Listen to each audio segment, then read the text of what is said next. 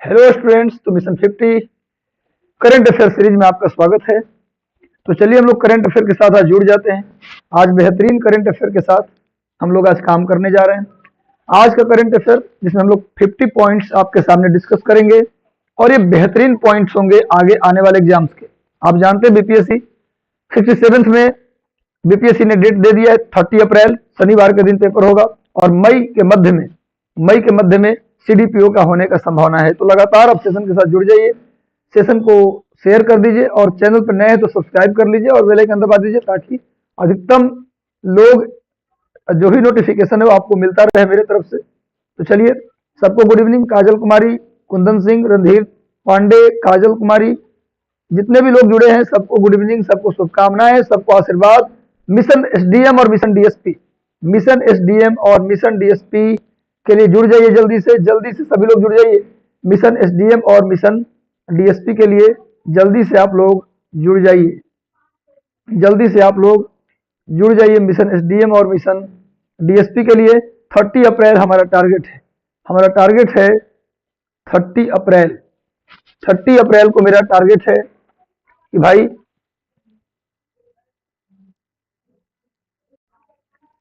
30 अप्रैल को हमारा टारगेट है कि हमारा एसडीएम और डीएसपी का जो सपना है वो पूरा हो जाए। तो सेशन को शेयर कर दीजिए, जितने भी ग्रुप से आप लोग जुड़े हैं सेशन को एक बार शेयर कर दीजिए और मैक्सिमम लोगों को सेशन शेयर कर। बिल्कुल एसडीएम और डीएसपी, इससे नीचे कुछ संतोष नहीं है, इससे नीचे संतुष्ट नहीं होना है भाई। अपनी मेहनत से आग लगा देनी है, अपनी मेहनत को धार दे देनी है।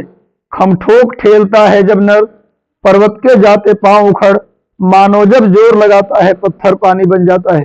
राष्ट्रवादी भाई सर क्लास के बीच में कभी कभी कमेंट भी देख लिया कीजिए। बिल्कुल देख लेंगे भाई, कमेंट आप लोगों का देखेंगे, आप लोग का कमेंट बिल्कुल देखेंगे। जो कुछ भी मैं ला रहा हूं सीरीज ये सब आपके लिए है, मेरे लिए कुछ नहीं है। यदि आप कोई रिकमेंडेशन करते हैं तो बिल्कुल आपके रिकमेंडेशन को मान्यता मिलेगी और आप जो कहेंगे सुधार करना, मैं इसमें सुधार करूंगा। हम चाहते हैं कि कुछ भी आपको जरूरत पड़े, आपकी कोई जरूरत हो इस तैयारी के दरमियान, तो हम आपके साथ खड़े रहें। हमारी इच्छा यह है कि मैं आपके साथ हमेशा खड़ा रहूं, स्टैंड अप रहूं, ये मेरी इच्छा है। आप जो भी रखेंगे डिमांड्स, आपकी जो भी होगी जरूरतें बीपीएससी की तैयारी को लेकर, वो सब आपको पूरी की जाएगी। साथ ही साथ अप्रैल और जून महीने में उत्तर प्रदेश पीसीएस का एग्जाम होना है। 12 जून को उत्तर प्रदेश पीसीएस है और 3 अप्रैल को उत्तराखंड पीसीएस है। इन सभी परीक्षाओं के लिए तैयार हो जाइए और हम आपके साथ हर एग्जाम के लिए आपके साथ हैं। आप जो कहेंगे वो हम करेंगे इस चैनल पर। बस आप पढ़िए और सेशन को अधिकतम लोगों तक शेयर कर दीजिए ताकि अधिक से अधिक लोग इससे जुड़ सके, फायदा उठा सके। गांव में दूर दराज के क्षेत्र में बैठे वैसे बच्चे जो बीपीएससी और यूपी पीसीएस में बड़े अधिकारी बनने का सपना देख रहे हैं, आईएएस बनने का सपना देख रहे हैं, उन तक भी ये वीडियो पहुंचाइए। क्योंकि सही मटेरियल और सही गाइडलाइन और सही वीडियोज अगर आप शेयर करते हैं उन बच्चों तक तो ये भी एक प्रकार का सोशल वर्क है। तो लगातार सेशन को शेयर कर दीजिए, सेशन से जुड़ जाइए। तो चलिए आज का पहला सवाल हम लोग देखते हैं। कुणाल कृष्णा चौहान, गुड इवनिंग सबको। Satish Kumar good evening. Anita Kumari, sir मैं आपसे ऑफलाइन क्लास करना चाहती हूँ। बिल्कुल, पटना में हमारा मिशन 50 आईएएस कोचिंग है किदवईपुरी के पास, इनकम टैक्स कोलंबर के पास। मिशन 50 में वहां पढ़ाता हूँ ऑफलाइन, तो आप वहां संपर्क कर लें, वहां हम आपको पढ़ाएंगे। तो सब लोग जल्दी से जुड़ जाइए। और सबसे बड़ी बात कि मिशन 50 का जो चैनल है, जो हमारा टेलीग्राम चैनल है, उससे आप लोग जुड़ जाइए। क्योंकि जो भी मैं करंट पढ़ा रहा हूं उसका मटेरियल आपको टेलीग्राम चैनल पर मिलेगा। रंजीत कुमार सर आईएएस हैं, उनका चैनल है, या तो आप उससे जुड़ जाइए। मिशन आईएएस है, उससे जुड़ जाइए, या मिशन 50 आईएएस उससे जुड़ जाइए। तीनों चैनल है, हम तो कहेंगे तीनों से जुड़ जाइए आप लोग। तो सभी चैनल से आप लोग जल्दी जुड़ जाइए ताकि ये सारा मटेरियल जो मैं करा रहा हूँ हर दिन का अपलोड होता है, आपको मटेरियल मिल जाएगा ताकि आप प्रिंट आउट निकलवा के उसका रिवीजन कर सके, पढ़ सके। सबको गुड इवनिंग। एसके चौधरी जी, अनिता कुमारी, सबको good. Abhishek Kumar, UP PCS का यूपीएससी का टेस्ट सीरीज कब से स्टार्ट होगा? बिल्कुल, वो भी बहुत जल्द ही हम उसकी शुरुआत करने जा रहे हैं। यूपीएससी का, उत्तर प्रदेश पीसीएस का, हर एक एग्जाम के लिए स्पेशल टेस्ट सीरीज आपके लिए लाऊंगा। सर बजट का क्लास अब और नहीं होगा? बिल्कुल, बजट पर कुछ और मटेरियल होगा, कुछ और उसमें आंकड़े होंगे, डाटा होंगे, तो एक क्लास में और ले लूंगा। बजट के सेक्शन का एक और क्लास मैं आपके सामने प्रस्तुत कर दूंगा। कल जो मैंने प्रस्तुत किया, कल जो बजट पढ़ाया उसको आप लोग देख लीजिएगा, बहुत इंपॉर्टेंट है। बजट की समरी समरी का मतलब यह होता है कि बजट में जो इंपॉर्टेंट पार्ट था, जो आपके एग्जाम के लिए जरूरी था। देखो बजट तो कई पन्नों का होता है, अगर उसमें हम आंकड़ा लिखवा दे, डाटा लिखवा दे, भर दे पूरा, तो आप पर क्या हो जाएगा, वो बोझ हो जाएगा। जो आंकड़ा, जो डाटा, जो मटेरियल मैंने बजट पे कल दिया है, उसको कल का वीडियो सभी लोग देख लेंगे।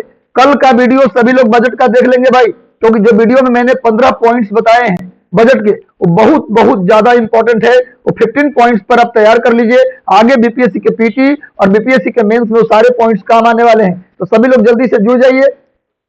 चलिए, तो सभी लोग, UPSC Priya Sharma, good evening सबको, गुड इवनिंग सबको, शुभकामनाएं। तो चलिए आज का पहला पॉइंट हम लोग देखते हैं। कल्याण सिंह, जनरल बिपिन रावत और राधे श्याम खेमका, ये तीन लोग हैं। कल्याण सिंह, जनरल बिपिन रावत और राधे श्याम खेमका, इन तीनों समेत, कल्याण सिंह भी, इनका हाल ही में डेथ हो गया। ये उत्तर प्रदेश के पूर्व मुख्यमंत्री थे और राजस्थान के राज्यपाल भी रह चुके हैं। जनरल बिपिन रावत सेना प्रमुख और पहले CDS, chief of defence staff, general Bipin Rawat, जिनका हाल ही में हवाई दुर्घटना में मौत हो गया। राधे श्याम खेमका, ये तीनों का डेथ हो चुका है। इन तीनों को मरणोपरांत क्या मिला है, पद्म विभूषण मिला है। इन तीनों को मिलाते हुए कुल 128 लोगों को पद्म पुरस्कार दिया गया है। आप जानते हैं पद्म पुरस्कार 3 प्रकार का होता है, पद्म विभूषण, पद्म भूषण और पद्मश्री। पद्म विभूषण, पद्म भूषण और पद्मश्री, ये पद्म अवार्ड 3 प्रकार का होता है, जिसमें सबसे बड़ा होता है पद्म विभूषण, उसके बाद आता है पद्म भूषण, उसके बाद सबसे नीचे आता है पद्मश्री। तो इस बार कल्याण सिंह, जनरल बिपिन रावत, राधे श्याम खेमका, इन सब के साथ मिलाकर 128 लोगों को क्या मिला है, पद्म पुरस्कार। देखिए सामने कल्याण सिंह का पिक लगा दिया मैंने, इस जनरल बिपिन रावत का पिक है, आप देख सकते हैं। इनका हाल ही में हवाई दुर्घटना में मौत हो गया है। इनमें से पद्म पुरस्कार यानी पद्म विभूषण जो है वो 4 लोगों को दिया गया है। सबसे बड़ा है पद्म विभूषण, ये कितने लोगों को मिला है, 4 लोगों को दिया गया है। पद्म भूषण 17 लोगों को दिया गया है और पद्मश्री 107 लोगों को दिया गया है। तीनों को जोड़िए, कितना हो गया, 17 और 4, 7 4 11 21 और 7 28, यानी कुल मिला के पद्म पुरस्कार 128 लोगों को मिला। पद्म विभूषण 4, पद्म भूषण 17 और पद्म श्री 107। अब इनमें से कल्याण सिंह, जनरल बिपिन रावत और राधे श्याम खेमका, इनको मरणोपरांत दिया गया है। मरणोपरांत राधे श्याम खेमका, कल्याण सिंह, जनरल बिपिन रावत और राधे श्याम खेमका, इन तीनों को मिला है मरणोपरांत। और एक हैं जिनका नाम है प्रभा अत्रे, ये जीवित हैं, यानी 4 लोगों को पद्म विभूषण मिला, 4 लोगों को पद्म विभूषण मिला, उनमें से 3 को मरणोपरांत दिया गया है। अब बाकी उनमें से एक प्रभा अत्रे हैं, बाकी उनमें से एक है प्रभा अत्रे, जिनको जीवित रहते ही मिला है क्या, पद्म विभूषण। तो ये क्या है, महाराष्ट्र में कला क्षेत्र से इनका संबंध है, नोट कर लीजिएगा। उसी के अलावा गुलाम नबी आजाद, बुद्धदेव भट्टाचार्य, सुंदर पिचाई और सत्या नडेला तथा भारत बायोटेक की कृष्णा एल्ला और सुचित्रा एल्ला, इनको मिला है पद्म भूषण। कुल मिला के 17 लोगों को मिला है पद्म भूषण, कुल मिला के 17 लोगों को मिला है पद्म भूषण। बिल्कुल बिहार करंट अफेयर की एक अलग सीरीज मसूद रजा जी, बिहार करंट अफेयर पर पूरी एक सीरीज लाऊंगा, जिसमें कोशिश करूंगा कि 400 से 500 करंट, एक बड़ा सा सेशन, 3 से 4 घंटे का सेशन मैं ऐसे ही जिस प्रकार से मैं करंट करा रहा हूं, मेरी पूरी कोशिश होगी कि बिहार स्पेशल करंट अफेयर पर एक बड़ी सीरीज लाऊं। थोड़ा वेट कर लीजिए, एक बड़ा सीरीज में बिहार करंट अफेयर पर एक स्पेशल सीरीज लाऊंगा, एक प्रश्न नहीं छूटने दूंगा। बस लगातार सेशन से जुड़े रहें, सेशन को शेयर कर दें। जितने भी ग्रुप्स आपके हैं, जितने भी आपके मित्र हैं जो गांव में बैठकर तैयारी कर रहे हैं, सेशन को शेयर कर दें ताकि अधिकतम लोगों तक बात पहुंच जाए। इस बार नहीं तो कभी नहीं, कमरे में लिखकर साट दीजिए दीवारों पर, इस बार नहीं तो कभी नहीं, मिशन एसडीएम और मिशन डीएसपी। तो भैया बिहार स्पेशल आएगा, चिंता मत करो। गुलाम नबी आजाद कांग्रेस के नेता हैं, बुद्धदेव भट्टाचार्य ये पश्चिम बंगाल के पूर्व सीएम हैं, सुंदर पिचाई गूगल के सीईओ हैं, सत्या नडेला ये भाई है माइक्रोसॉफ्ट के चेयरपर्सन, और भारत बायोटेक की कृष्णा एल्ला और सुचित्रा एल्ला, इन सभी को मिलाकर कुल 17 लोगों को मिला है पद्म भूषण। और आजादी और कितने लोगों को मिला पद्मश्री, पद्मश्री 107 लोगों को मिला है पद्मश्री। कुल मिला के 128 लोगों को इस बार पद्म पुरस्कार देने की घोषणा की गई, नोट कर लीजिएगा। 128 टोटल, इसमें पद्म विभूषण 4, पद्म भूषण 17 और पद्मश्री 107। ऐसे आप डाटा याद रखिएगा तो याद रहेगा। अगला आते हैं, अगला करंट अफेयर, आजादी के अमृत महोत्सव। आप जानते हैं कि आजादी के 75 साल पूरे हो गए, आजादी के 75 साल पूरे हो गए। सरकार क्या मना रही है, अमृत महोत्सव। कल का जो बजट पेश हुआ है, सरकार बोल रही कि अमृत बजट है। ऐसा बजट है जो लोगों को अमृत दे देगा, लोगों को अमृत दे देगा, अमर बना देगा। मतलब लोगों को रोटी मिले चाहे ना मिले, रोजगार मिले चाहे ना मिले, लेकिन कल का जो बजट है उस सीधे अमृत पिला देगा। अगले 25 साल का बजट है भैया। इस बार के बजट में सरकार ने कहा है कि मैं भारत के अगले 25 साल का विजन पेश कर रहा हूं। कल का बजट अमृत बजट है। अगले 25 साल में सबको अमृत मिलने वाला है, और ऐसा अमृत जो आपको अमर बना देगा। यानी आपको रोजगार की फिर जरूरत नहीं पड़ेगा, ना आपको भोजन की जरूरत पड़ेगा, बस आप अमृत पी लीजिए, आप जिंदा रहिएगा। ये सरकार का कहना है। तो अमृत महोत्सव भी शुरू किया गया, और कल के बजट का नाम भी दिया गया अमृत बजट। कल मैंने बजट की चर्चा की, कल का बजट का पॉइंट्स जरूर देख लीजिएगा। आजादी के अमृत महोत्सव पर दिल्ली मेट्रो ने भारतीय संस्कृति, इतिहास और आत्मनिर्भर भारत और उपलब्धि पर स्पेशल मेट्रो ट्रेन चलाया है। अभी दिल्ली मेट्रो ने एक स्पेशल मेट्रो ट्रेन चलाया है जो अमृत महोत्सव के शुभ अवसर पर है। अमृत मेट्रो ट्रेन चलाया गया है, स्पेशल ट्रेन। उस ट्रेन में क्या होगा भाई? तो भारतीय संस्कृति और भारतीय के इतिहास, आत्मनिर्भर भारत और उपलब्धि का चित्र होगा। यानी कि जो मेट्रो होगा, उस मेट्रो के शीशा पर, मेट्रो के अंदर कुछ क्या लगाया जाएगा? कुछ प्रिंट लगाया जाएगा, जो क्या दिखाएगा? भारत के संस्कृति को दिखाएगा, भारत के इतिहास को दिखाएगा, और आत्मनिर्भर भारत योजना और उसकी उपलब्धि पर भी उस मेट्रो के अंदर चित्र देखने को मिलेगा। यह मेट्रो चली है यमुना बैंक मेट्रो स्टेशन से, जिसे अरविंद केजरीवाल ने दिल्ली के यमुना बैंक मेट्रो स्टेशन से उसे रवाना किया है। देखिए सामने इस ट्रेन का चित्र आपको दे दिया हूं। यमुना बैंक मेट्रो स्टेशन का यह चित्र है, आजादी का अमृत महोत्सव पर बना है। इस प्रकार ये मेट्रो के बाहर का सीन है। इसी पर भारत के कल्चर, भारत की हिस्ट्री, आत्मनिर्भर भारत, ये सब का चित्र इस पर आपको मिलेगा। इस ट्रेन में स्पेशल ट्रेन चलाया गया है आजादी के 75 साल पूरे होने पर। इस बार अगले करंट को देखते हैं हम लोग। इस बार के गणतंत्र दिवस के अवसर पर राजपुताना राइफल ने, आप जानते हैं कि आर्मी में एक रेजिमेंट होता है, आर्मी के अंदर एक रेजिमेंट होता है जिसका नाम है राजपुताना राइफल। तो राजपुताना राइफल ने गणतंत्र दिवस यानी 26 जनवरी के अवसर पर जो 73rd मनाया गया है गणतंत्र दिवस, 73rd जो मनाया गया है रिपब्लिक डे, उस पर राजपुताना राइफल ने नीरज चोपड़ा को परम विशिष्ट सेवा मेडल दिया है। प्रश्न आएगा आपसे कि परम विशिष्ट सेवा मेडल इस बार किस ओलंपियन को दिया गया है? तो नीरज चोपड़ा को दिया गया है। ये 2020 के टोक्यो ओलंपिक में नीरज चोपड़ा ने भारत को जो गौरव दिलाया वो सदियों तक याद किया जाएगा। नीरज चोपड़ा ने भारत के लिए गोल्ड मेडल जीता है जेवलिन थ्रो यानी भाला फेंक में 2020 के टोक्यो ओलंपिक में, जो 2021 में आयोजित किया गया था जापान की राजधानी टोक्यो में। उनको इस बार राजपुताना राइफल ने भी परम विशिष्ट सेवा मेडल देकर सम्मानित किया है, क्योंकि गर्व की बात है। देखिए सामने मैं पिक दे दिया हूं, ये टोक्यो ओलंपिक का पिक है जब उन्होंने गोल्ड मेडल जीता था भारत के लिए। पूरे भारत के लिए गर्व से सीना हमारा चौड़ा हो गया था। हमारी जो हॉकी टीम थी, पुरुष हॉकी टीम, उसने ब्रॉन्ज जीता।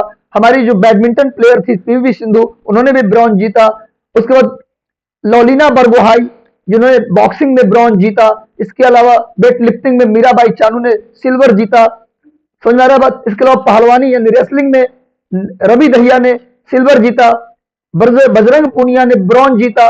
ये सब नोट कर लीजिएगा, मैं सभी का नाम ले लिया। इस बार ओलंपिक में हमारे देश में जो मेडल्स आए हैं वो सभी मेडल्स का नाम मैंने ले लिया।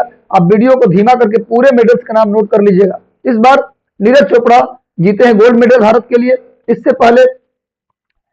इससे पहले निशानेबाजी में आया था भारत में गोल्ड मेडल, तो भाई राजपुताना राइफल ने परम विशिष्ट सेवा मेडल दिया है। आगे आते हैं। इस बार के गणतंत्र दिवस पर पहली बार, इस बार जो गणतंत्र दिवस हुआ है उसमें पहली बार हवाई जहाज के कॉकपिट का भी प्रदर्शन किया गया है। पहली बार हवाई जहाज के कॉकपिट, और साथ ही पहली बार नालसा की झांकी भी शामिल किया गया है। नालसा एक विधिक प्राधिकरण है, भारत का एक कानूनी प्राधिकरण है जिसका नाम है नालसा। उसकी झांकी भी पहली बार इस बार 2022 के जो गणतंत्र दिवस समारोह है उसमें नालसा की झांकी को पहली बार शामिल किया गया है, और हवाई जहाज के कॉकपिट को भी पहली बार शामिल किया गया। देखो सामने मैं दिखा दी हूं आपको, ये हवाई जहाज का कॉकपिट है। कॉकपिट का मतलब होता है जहां जिस केबिन में बैठकर हवाई जहाज के जिस केबिन में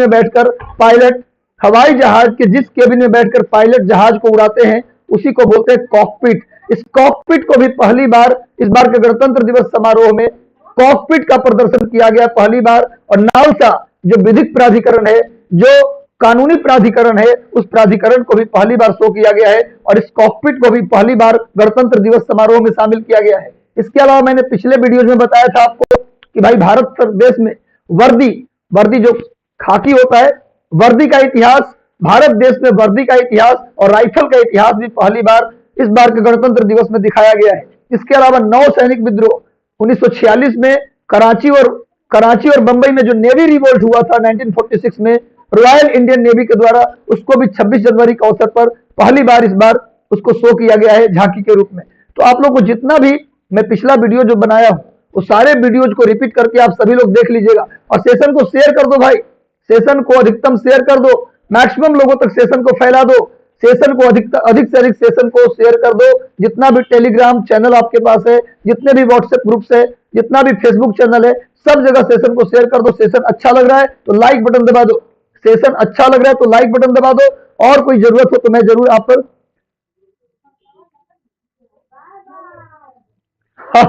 जितेंद्र जी बिल्कुल बिल्कुल, भारत का बजट कुछ ऐसा ही आया है। चलिए गोविंद कृष्णा यादव, चलिए सभी लोग जुड़ जाइए, सभी लोग सेशन के साथ जुड़ जाइए। आज का सेशन बेहतरीन सेशन होने वाला है। आज का सेशन का नाम मैंने दिया अमृत सेशन, जिसे सरकार ने बजट का नाम दिया अमृत बजट। हमारा सेशन अमृत सेशन है और हमारा रियल में अमृत सेशन है। चलिए सभी लोग जल्दी से जुड़ जाइए, सेशन को शेयर कर दीजिए। चलिए आगे बढ़ते हैं। तुर्कमेनिस्तान, अफगानिस्तान, पाकिस्तान और भारत, बड़ी इंपॉर्टेंट लाइन बता रहा हूं, बहुत इंपॉर्टेंट। ध्यान से देखो इस करंट को ध्यान से देखो। काफी सालों से चर्चा में है, लेकिन चर्चा में है, इस पर काम नहीं हो रहा है। तुर्कमेनिस्तान, अफगानिस्तान, पाकिस्तान और भारत के बीच एक गैस पाइपलाइन बनना है। यानी कि तुर्कमेनिस्तान से इंडिया तक क्या आएगा, गैस आएगा पाइपलाइन के थ्रू। तो पाइपलाइन कहां से बनेगा, तुर्कमेनिस्तान से शुरू होगा, अफगानिस्तान आएगा, फिर पाकिस्तान आएगा, उसके बाद इंडिया आएगा। इस पाइपलाइन का नाम दिया गया तापी। तापी का मतलब सभी का पहला लेटर ले लिया गया है। टी का मतलब तुर्कमेनिस्तान, ए का मतलब अफगानिस्तान और पी का मतलब पाकिस्तान, आई का मतलब इंडिया। इन चारों देशों के बीच एक पाइपलाइन आना है और उस पाइपलाइन के थ्रू तुर्कमेनिस्तान से भारत तक क्या आएगा, नेचुरल गैस का सप्लाई किया जाएगा। विदेश मंत्री, अब एक्चुअली ये बहुत पुराना प्रोजेक्ट है, ये पुराना प्रोजेक्ट है, लेकिन हाल ही में तुर्कमेनिस्तान के विदेश मंत्री और भारत के विदेश मंत्री के बीच, एस जयशंकर भारत के विदेश मंत्री हैं, उन दोनों के बीच एक वार्तालाप हुआ है, एक वार्ता हुआ है, जिससे लग रहा है कि तुर्कमेनिस्तान से भारत तक पाइपलाइन का विकास हो सकता है। देखिए मैंने सामने मैप लिया है, सामने देखिए मैप है, तुर्कमेनिस्तान है। अगर इसकी बात करें तो ये तुर्कमेनिस्तान है, यहां पर अफगानिस्तान आप देख रहे हो, यहां पर पाकिस्तान है, अब दिखाई दे रहा है आपको, और यहां पर इंडिया है, यहां पर इंडिया। यही पाइपलाइन है, गैस पाइपलाइन बनना है तुर्कमेनिस्तान से लेकर भारत तक। मैं साथ में कोशिश करता हूं कि मैप और डायग्राम से आपको बेहतरीन तरीके से चीजों को प्रेजेंट करूं, ताकि एक एक बात आपको समझ में आ जाए। अब देखो भाई, बहुत दिनों से प्रोजेक्ट पर काम हो रहा है, लेकिन अभी तक ये प्रोजेक्ट रन नहीं किया। इसी सिलसिले में हमारे विदेश मंत्री तुर्कमेनिस्तान के विदेश मंत्री से मिले भी हैं। तो क्या दिक्कत है, आखिर इस पाइपलाइन को बनाने में प्रॉब्लम क्या है? देखो, अफगानिस्तान हमारा मित्र था, कुछ दिन पहले तक हमारा मित्र था, अफगानिस्तान में प्रॉब्लम नहीं थी, क्योंकि वहां जब लोकतांत्रिक सरकार थी तो हमारा वहां पर प्रोजेक्ट चल रहे थे, अफगानिस्तान को हम काफी हेल्प भी कर रहे थे, तो वहां की जो सरकार थी हमारे फेवर की थी। हालांकि अब वहां तालिबानियों का कब्जा हो गया, जिससे अब हमारे फेवर की वहां सरकार नहीं रही। तो एक तो प्रॉब्लम अब आ गया अफगानिस्तान में भी। पहले अफगानिस्तान में कोई प्रॉब्लम नहीं था, इस पाइपलाइन को आराम से हम ला सकते थे, लेकिन वहां अब तालिबान का कब्जा है, पता नहीं तालिबान क्या करता है। अब पाकिस्तान की बात करें, जिसका कहते हैं जिसकी कोई, पाकिस्तान एक ऐसा देश है जिसकी बातों का कोई भरोसा ही नहीं है। वो बोल देगा कि ले आइए जी, हम सुरक्षित रखेंगे, लेकिन उसके आतंकवादी आएंगे, अब पाइप को उड़ा देंगे, रास्ते में ही पाइप तोड़ फोड़ देंगे, ऐसा भी हो सकता है। तो पाकिस्तान में सबसे बड़ा डर है, इसकी बातों का कोई भरोसा नहीं है, क्योंकि पाकिस्तान की कोई सरकारें नहीं है भाई। पाकिस्तान का शासन 3A से चलता है, ट्रिपल ए से चलता है। ट्रिपल ए, आर्मी, उसके बाद अल कायदा और एक और जो भी है, ट्रिपल ए। यानी पाकिस्तान में सत्ता और लोकतंत्र है, लेकिन उस पर किसका कंट्रोल है ये आप नहीं जानते। तो पाकिस्तान की कोई भरोसा नहीं है। तो अभी भारत के जो विदेश मंत्री तुर्कमेनिस्तान के विदेश मंत्री से मिले हैं और बोले हैं कि भैया आप इनसे बात कीजिए, अफगानिस्तान से आपका संबंध ठीक है, तालिबानी को आप जानते हैं, इनसे बात कीजिए और पाकिस्तान से भी आप ही बात कीजिए, हमारा पाइपलाइन शुरू करा दीजिए। जो कहां से आएगा, तुर्कमेनिस्तान से। कहां आएगा, भारत के फाजिल्का, नोट कर लेना। भारत में पंजाब में एक जगह है भाई, फाजिल्का। फाजिल्का पंजाब का एक प्लेस है। तुर्कमेनिस्तान से पाइपलाइन कहां तक आएगा, भारत के फाजिल्का तक, नोट कर लो। अब हो सकता है कि तुर्कमेनिस्तान और भारत के प्रयास से ये पाइपलाइन शुरू हो जाए। तो आप सामने देख रहे हैं, ये हमारा फाजिल्का है, इंडिया के फाजिल्का तक आएगा। सबका रूट दिया हुआ है, फाजिल्का, मुल्तान, क्वेटा, उसके बाद कांधार, कांधार के बाद हेरात, और ये अफगानिस्तान, तुर्कमेनिस्तान। तुर्कमेनिस्तान से निकलेगा, अफगानिस्तान के कांधार आएगा, उसके बाद हेरात आएगा, फिर कांधार आएगा, क्वेटा पाकिस्तान आएगा, फिर क्वेटा से मुल्तान आएगा, और मुल्तान से होकर कहां आएगा, इंडिया के फाजिल्का तक आएगा। इस गैस पाइपलाइन का रूट मैंने दिखा दिया है, अब आप जाकर घर पे इसको कर लीजिएगा। अगला करंट आते हैं, संयुक्त राष्ट्र संघ में भारत के स्थायी प्रतिनिधि टीएस कृष्णमूर्ति हैं। सबसे पहली बात, टीएस कृष्णमूर्ति का पिक देख लीजिए। ये टीएस कृष्णमूर्ति हैं जो अभी संयुक्त राष्ट्र में भारत के परमानेंट रिप्रेजेंटेटिव हैं, यानी स्थायी प्रतिनिधि। क्वेश्चन आ जाए कि संयुक्त राष्ट्र में भारत के स्थायी प्रतिनिधि कौन है, तो टीएस कृष्णमूर्ति हैं। इन्होंने क्या कहा है भाई, अफ्रीका के आतंकवाद पर कार्य करने की सलाह दी है। इन्होंने राष्ट्र संघ में अपने स्पीच में, हाल ही में इन्होंने स्पीच दिया है, भारत की तरफ से यूएनओ में टीएस कृष्णमूर्ति ने एक स्पीच दिया है। उन्होंने कहा है कि अफ्रीका में आतंकवाद को, टेररिज्म को कंट्रोल करने पर सभी लोगों को काम करना चाहिए। इन्होंने कहा है कि अफ्रीका में जो नॉर्दर्न पार्ट है, अब अफ्रीका का जो उत्तरी भाग है, अफ्रीका के उत्तरी भाग को हम बोलते हैं सालेह, सालेह बोलते हैं। अफ्रीका के उत्तरी भाग को क्या बोला जाता है, सालेह प्रांत कहा जाता है। तो सालेह जो क्षेत्र है, अफ्रीका का जो उत्तरी हिस्सा है, वहां बहुत ज्यादा आतंकवाद है, खासकर लीबिया में बहुत ज्यादा आतंकवाद है। लीबिया की इन्होंने चर्चा किया है और कहा है कि वहां के आतंकवाद को कंट्रोल करने पर यूएनओ को और दुनिया के देशों को विचार करना चाहिए, इसलिए चर्चा में आ गए। स्थायी प्रतिनिधि साहब अभी चर्चा में है, टीएस कृष्णमूर्ति हैं, भारत की तरफ से संयुक्त राष्ट्र में स्थायी प्रतिनिधि। आगे आते हैं, अगला करंट देखिए, आईसीसी के टी20 सर्वश्रेष्ठ महिला बल्लेबाज शेफाली वर्मा को 2021 में चुना गया है। शेफाली वर्मा टी20, दुनिया की जो टी20 प्लेयर्स हैं उनमें सबसे बेस्ट प्लेयर का अवार्ड किसको मिला है, शेफाली वर्मा को मिला है। यह अवार्ड इनको 2018 में भी मिला था। शेफाली वर्मा टी20 की क्या बनी है, टी20 की सर्वश्रेष्ठ महिला प्लेयर बनी है 2021 की, नोट कर लीजिए। आगे आते हैं, प्रख्यात पर्यावरणविद और हिमालय पर्यावरण अध्ययन एवं संरक्षण संगठन के संस्थापक अनिल प्रकाश जोशी को अंतरराष्ट्रीय पत्रिका पैशन विस्टा ने एडमायर ग्लोबल इंडिया अवार्ड दिया है। ये एक बहुत बड़े पर्यावरण कार्यकर्ता है जिनका नाम है अनिल प्रकाश जोशी। पर्यावरण कार्यकर्ता, इनका चित्र देख लीजिए, ये अनिल प्रकाश जोशी जी का पिक है। और ये अनिल प्रकाश जोशी जो है, इनको मिला है पैशन विस्टा एक मैगजीन है, पैशन विस्टा एक मैगजीन है, उसके तरफ से एडमायर ग्लोबल इंडिया अवार्ड। ये कौन है भैया, भारत देश के बहुत विख्यात प्रख्यात पर्यावरणविद हैं और इन्होंने ही हिमालय पर्यावरण अध्ययन एवं संरक्षण संगठन की स्थापना की थी। Himalaya environment study and conservation organisation की स्थापना किसने की थी, अनिल प्रकाश जोशी ने किया था। इनको मिला है पैशन विस्टा की तरफ से admire global India award, note कर लीजिए, इनका फिगर आप देख लीजिए। आगे आते हैं हम लोग, बीसीसीआई ने आईपीएल के 15वें संस्करण के लिए दक्षिण अफ्रीका में आयोजन का प्रस्ताव दिया है। अभी पिछला जो आईपीएल हुआ है, उस आईपीएल का 14वां संस्करण था, 14th संस्करण था। अगले साल जो आईपीएल होगा, इंडियन प्रीमियर लीग, क्रिकेट का एक टी20 लीग होता है जिसका नाम है Indian premiere league.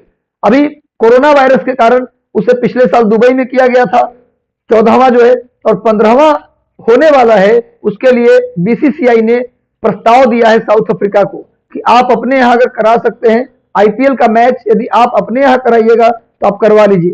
South Africa अभी इस पर आदेश नहीं दिया है, लेकिन बीसीसीआई ने यह प्रस्ताव भेजा है साउथ अफ्रीका को कि नेक्स्ट आईपीएल हम कराना चाहते हैं दक्षिण अफ्रीका में। अब बीसीसीआई इतना रिच बोर्ड है, इसको कौन मना करे। तो दक्षिण हो सकता है कि अगले साल का जो आईपीएल है, 15वां आईपीएल दक्षिण अफ्रीका में हो। अभी प्रस्ताव भेजा गया है, अभी एक्सेप्ट नहीं हुआ है। अगले करंट पे हम लोग आते हैं, राष्ट्रपति के अंग रक्षक दल में शामिल विराट नामक घोड़ा 13 वर्ष की सेवा के बाद सेवानिवृत्त हो गया।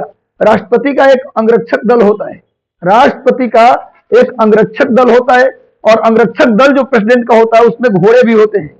अंगरक्षक दल में घोड़ा भी होता है, उसमें एक विराट नाम का घोड़ा था जिसको अब रिटायर्ड कर दिया गया है। सभी लोग जुड़ जाओ, सभी लोग जुड़ जाओ और मैक्सिमम सेशन को शेयर कर दो ताकि अधिकतम लोग इससे जुड़ जाएं। उत्तर प्रदेश लोक सेवा आयोग का पेपर 12 जून को होने वाला है।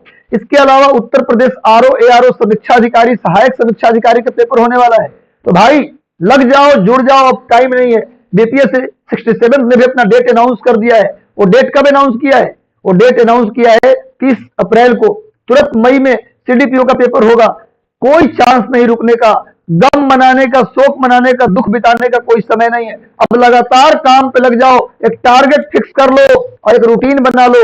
देखो भाई, सफलता के 2 मंत्र याद रखो जीवन में। अगर बड़ा सफलता हासिल करना है, बड़ी सफलता चाहते हो तो 2 मंत्र है। पहला मंत्र है रूटीन, पहला मंत्र है रूटीन और दूसरा मंत्र है रिवीजन। अगर आप रूटीन से पढ़ाई करते हो और जो पढ़े हो उसका रिवीजन करते चलते हो तो मैं लिख कर देता हूं, आपको सफलता से कोई रोक नहीं सकता। अगर आप जो पढ़ रहे हैं उसका रिवीजन कर रहे हैं और आप रूटीन से पढ़ाई कर रहे हैं तो लिख कर देता हूं, किसी भाग्य का औकात नहीं है कि आपकी रिजल्ट को रोक दे। तो रूटीन से पढ़ाई करो और जो पढ़ते हो उसका बार बार रिवीजन करो। यही 2 मंत्र याद कर लो तो आपका सिलेक्शन कोई रोक नहीं सकता। तो चलो, अभी विराट नाम का घोड़ा देखो सामने, मैंने विराट घोड़े का चित्र दे दिया है। ये घोड़ा राष्ट्रपति के अंगरक्षक दलों में शामिल था भाई, राष्ट्रपति के अंगरक्षक दलों में शामिल था। इसे रिटायर्ड कर दिया गया है। अभी बहुत समय हो गया, थक भी चुका है, इसलिए इस घोड़े को रिटायर किया गया। आगे आइए, आंध्र प्रदेश सरकार ने 13 नए जिले बनाने की घोषणा की। बताइए एक साथ आंध्र प्रदेश में कितने जिले बनेंगे? 13 जिले बनेंगे। पहले आंध्र प्रदेश में कुल 13 जिले थे। अभी तक आंध्र प्रदेश में 13 जिले थे। आप जानते हैं कि तेलंगाना आंध्र प्रदेश से अलग हो गया। 2 जून 2014 को, 2 जून 2014 को तेलंगाना आंध्र प्रदेश से अलग हुआ। तब आंध्र प्रदेश में कुल 13 जिले थे, 13 डिस्ट्रिक्ट थे। लेकिन एक साथ सरकार ने निर्णय लिया कि और 13 जिला हम बनाएंगे, तो कुल मिला के 26 जिले हो जाएंगे। आंध्र प्रदेश में कुल कितने जिले हो जाएंगे? 26 जिले हो जाएंगे। 13 और जिला बन जाएगा, 13 पहले से था, तो कुल 26 जिले हो जाएंगे। देखो सामने आंध्र प्रदेश का मैप ले लिया है। ये पूरा आंध्र प्रदेश का मैप है। ये आंध्र प्रदेश है भाई। ये पूरा इधर वाला पार्ट तेलंगाना है, इधर का भाग क्या है? तेलंगाना है। और ये जो पार्ट कलरफुल देख रहे हैं आप, ये आंध्र प्रदेश का पार्ट है। और आंध्र प्रदेश एकमात्र राज्य भारत का, आंध्र प्रदेश भारत का एकमात्र राज्य है स्टूडेंट जिसकी 3 राजधानी है, विशाखापत्तनम, कर्नूल और अमरावती। आंध्र प्रदेश की 3 राजधानी, विशाखापत्तनम, कर्नूल और अमरावती। और आंध्र प्रदेश में ही राजमुंद्री है, जहां सेंट्रल टोबैको रिसर्च इंस्टीट्यूट है।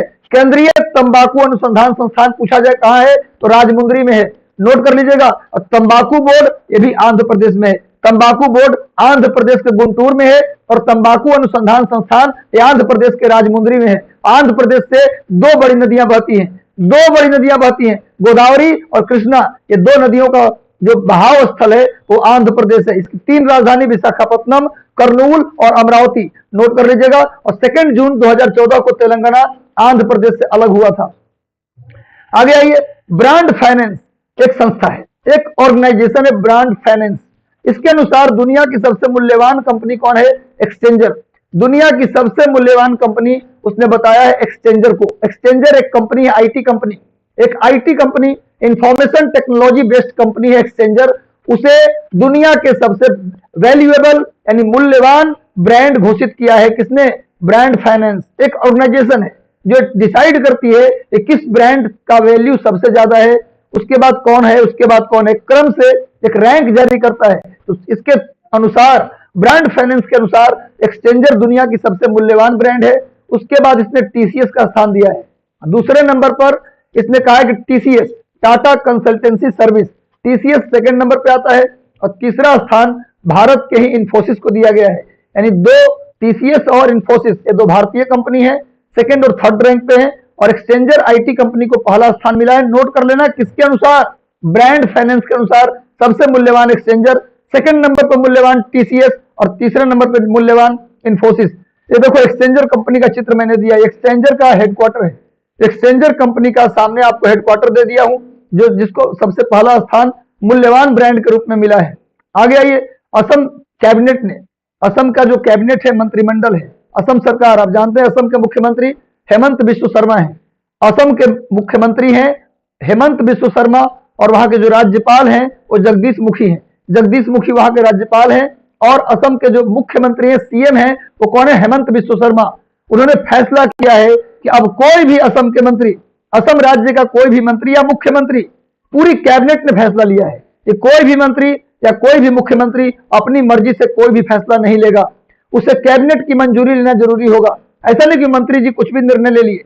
मंत्री जी को अगर निर्णय लेना होगा, खुद सीएम को भी निर्णय लेना होगा, तो कैबिनेट से परमिशन लेना होगा उनको, तभी असम के सरकार के मंत्री कोई निर्णय ले सकते हैं। इस फैसला को लेने से पहले असम के संसाधन का अनुमान भी लगाना होगा। अगर आप जैसे मान लीजिए अभी क्या हो रहा है, सरकार ने लैपटॉप बांटो कार्यक्रम चलाया, भाई मेरी सरकार आएगी तो मैं लैपटॉप बांट दूंगा, मेरी सरकार आएगी तो मैं ये कर दूंगा, मैं वो कर दूंगा। असम के सरकार ने कहा है कि कुछ भी कर दूंगा, उससे पहले जेब टटोल लीजिए कि सच में औकात है कि खजाना को खाली करके बांटेंगे, आप घर से बांटेंगे, अपनी जमीन बेचकर बांटेंगे, कि सरकार के खजाना को खाली नहीं करेंगे भाई। तो कहा है कि भैया असम में अगर कोई मंत्री अगर क्या करता है, कोई निर्णय लेता है, तो असम में जितना संसाधन है उसका भी अनुमान लगाएगा। अब बिना कैबिनेट के परमिशन से वो किसी प्रकार का निर्णय नहीं ले सकता। अगला करंट अफेयर यूरोपियन यूनियन से। यूरोपियन यूनियन की 22 फरवरी 2022 को यूरोपियन यूनियन की 22 फरवरी 2022 को हिंद प्रशांत क्षेत्र की स्थिति की समीक्षा के लिए मंत्री स्तरीय बैठक होने जा रही है। अभी यूरोपियन यूनियन में टोटल कितने देश हैं भाई? तो 27 कंट्री है। यूरोपियन यूनियन में 27 कंट्री है, जिसका हेडक्वार्टर यूरोपियन यूनियन का हेडक्वार्टर का है बेल्जियम की राजधानी ब्रुसेल्स। बेल्जियम की राजधानी ब्रुसेल्स में यूरोपियन यूनियन का हेडक्वार्टर है। इसकी स्थापना 1992 में किया गया था। इसकी स्थापना 1992 में किया गया था मॉस्ट्रिच संधि के आधार पर। क्वेश्चन आ जाए कि यूरोपियन यूनियन की स्थापना किस संधि के सिफारिश पर किया गया, तो ये मॉस्ट्रिच एक जगह है, मॉस्ट्रिच नीदरलैंड का एक प्लेस है, वहीं पर मीटिंग किया गया और उसी मीटिंग से एक संघ बना जिसका नाम है यूरोपियन यूनियन। 1992 में यूरोपियन यूनियन की जो करेंसी है उसका नाम है यूरो। लेकिन ये कोई रूल नहीं है कि यूरोपियन यूनियन के जो मेंबर होंगे उनके पास यूरो करेंसी हो, ऐसा कोई रूल नहीं है। यूरो करेंसी जिसकी मर्जी हो रखेगा, जिसकी मर्जी नहीं रखेगा। तो यूरोपियन यूनियन में 27 मेंबर हैं, लेकिन जिनके पास यूरो करेंसी है वो 19 देश हैं, और जिनके पास यूरो करेंसी होगा उसे यूरो जोन के नाम से जाना जाएगा। यूरोपियन यूनियन के वे देश जो यूरो करेंसी रखे हैं उनको बोला जाएगा यूरो जोन। क्लियर है? तब हिंद प्रशांत क्षेत्र के ऊपर 22 फरवरी को मीटिंग होने जा रहा है यूरोपियन यूनियन का, और उसमें भारत को भी आमंत्रित किया गया है। उस बैठक में इंडिया को भी निमंत्रण मिला है। इस बैठक में चीन के बढ़ते प्रभाव पर विचार किया जाएगा। यानी यूरोपियन यूनियन की मीटिंग होगी, उसमें मूल रूप से किस पर विचार होगा? चीन जो पूरे हिंद महासागर और प्रशांत महासागर में अपना पांव फैला रहा है, उसको कैसे रोका जाए, चीन को कैसे जवाब दिया जाए, उसके लिए यूरोपियन यूनियन के मंत्री बैठेंगे 22 फरवरी को। लेकिन हिंद प्रशांत क्षेत्र में यदि आप इंडिया को शामिल नहीं करते तो समझिए कि चीन को जवाब देना मुश्किल होगा। हाल ही में जर्मनी के राजदूत ने भी कहा है कि यदि चीन को जवाब देना है तो आपको भारत को एक साथ लेना ही पड़ेगा। तो ये आप याद रखिएगा। नेक्स्ट आइए, अगला करंट अफेयर क्या है? अभी कर्नाटक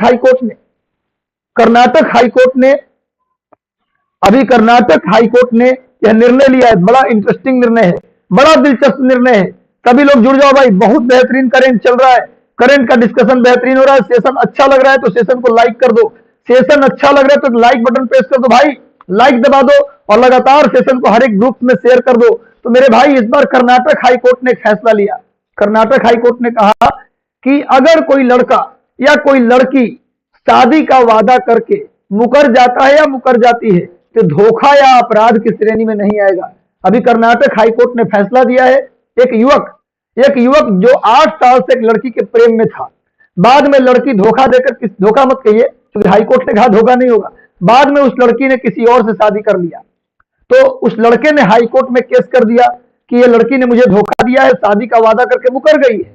तो कर्नाटक हाईकोर्ट ने फैसला देते हुए कहा कि कोई लड़का या कोई लड़की यदि शादी का वादा करके मुकर जाता है या मुकर जाती है तो क्या होगा भाई? उसको अपराध या धोखा नहीं माना जाएगा। यह कहा है कर्नाटक हाईकोर्ट ने। अब क्या इसमें गलत है?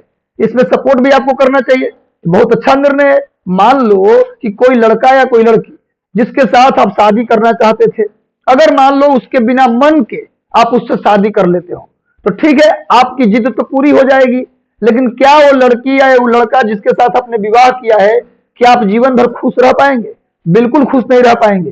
क्योंकि शादी तो हो जाएगी, आपकी जिद पूरी हो जाएगी, आप जीत हासिल कर लेंगे, लेकिन उसके साथ आप जीवन भर खुश नहीं रह पाएंगे। ऐसे में पूरा जीवन तकलीफ हो, इससे तो अच्छा है कि भैया जिसको जहां विवाह करने का मन है वो कर ले, है ना। तो कर्नाटक हाई कोर्ट ने कहा है कि भाई अब इस विवाह जो है, विवाह के लिए वादा करके कोई मुकरता है तो धोखे की श्रेणी में नहीं आएगा। अगला करंट अफेयर बहुत ज्यादा इंपॉर्टेंट है। राजस्थान के रणथंभौर टाइगर रिजर्व में से मध्य प्रदेश के पन्ना टाइगर रिजर्व तक एक टाइगर कॉरिडोर बनाया जाएगा। सरकार ने फैसला किया है कि राजस्थान के रणथंभौर एक टाइगर रिजर्व है जिसका नाम है रणथंभौर टाइगर रिजर्व, ये राजस्थान में है, और मध्य प्रदेश के पन्ना टाइगर रिजर्व, तो राजस्थान के रणथंभौर टाइगर रिजर्व और मध्य प्रदेश के पन्ना टाइगर रिजर्व, ये दोनों जो है इनके बीच में एक कॉरिडोर बनाया जाएगा जहां पर टाइगर आप यहां से वहां यानी पन्ना से रणथंभौर तक टाइगर अपना जा सकते हैं, टाइगर आ सकते हैं। यानी बाघों के लिए रणथंभौर टाइगर रिजर्व से पन्ना टाइगर रिजर्व को जोड़ा जाएगा। रणथंभौर टाइगर रिजर्व कहाँ है भाई? राजस्थान में। पन्ना टाइगर रिजर्व कहाँ है? तो मध्य प्रदेश में। इन दोनों को जोड़ा जाएगा और टाइगर कॉरिडोर बनाया जाएगा। आप जानते हैं कि टाइगर भारत का नेशनल एनिमल है, बाघ भारत का राष्ट्रीय पशु है। बाघ की संख्या दुगनी करने का लक्ष्य 2022 तक रखा गया था, लेकिन उसे दुगना 2018 में ही कर लिया गया।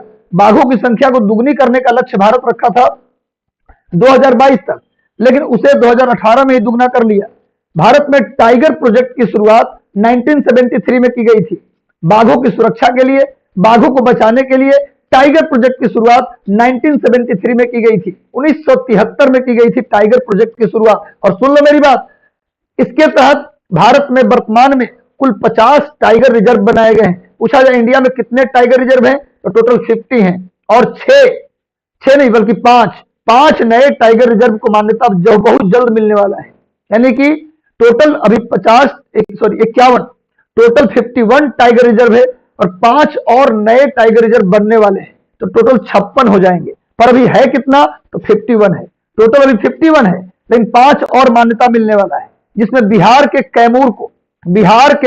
कैमूर जो रोहतास से कैमूर है, उसे भी भारत के टाइगर रिजर्व का दर्जा बहुत जल्द मिलने वाला है। भारत अगर बिहार की बात करें तो बिहार में एक ही टाइगर रिजर्व है, वाल्मीकि नगर, लेकिन अगर कैमूर बन जाएगा तो भारत में कुल कितने टाइगर रिजर्व हो जाएंगे? 2। अभी कैमूर बना नहीं है, घोषणा हुआ है, अभी घोषणा हुआ है। अगर बन जाता है तो बिहार में 2 टाइगर रिजर्व हो जाएंगे। एक आपका हो जाएगा वाल्मीकि नगर और दूसरा हो जाएगा कैमूर।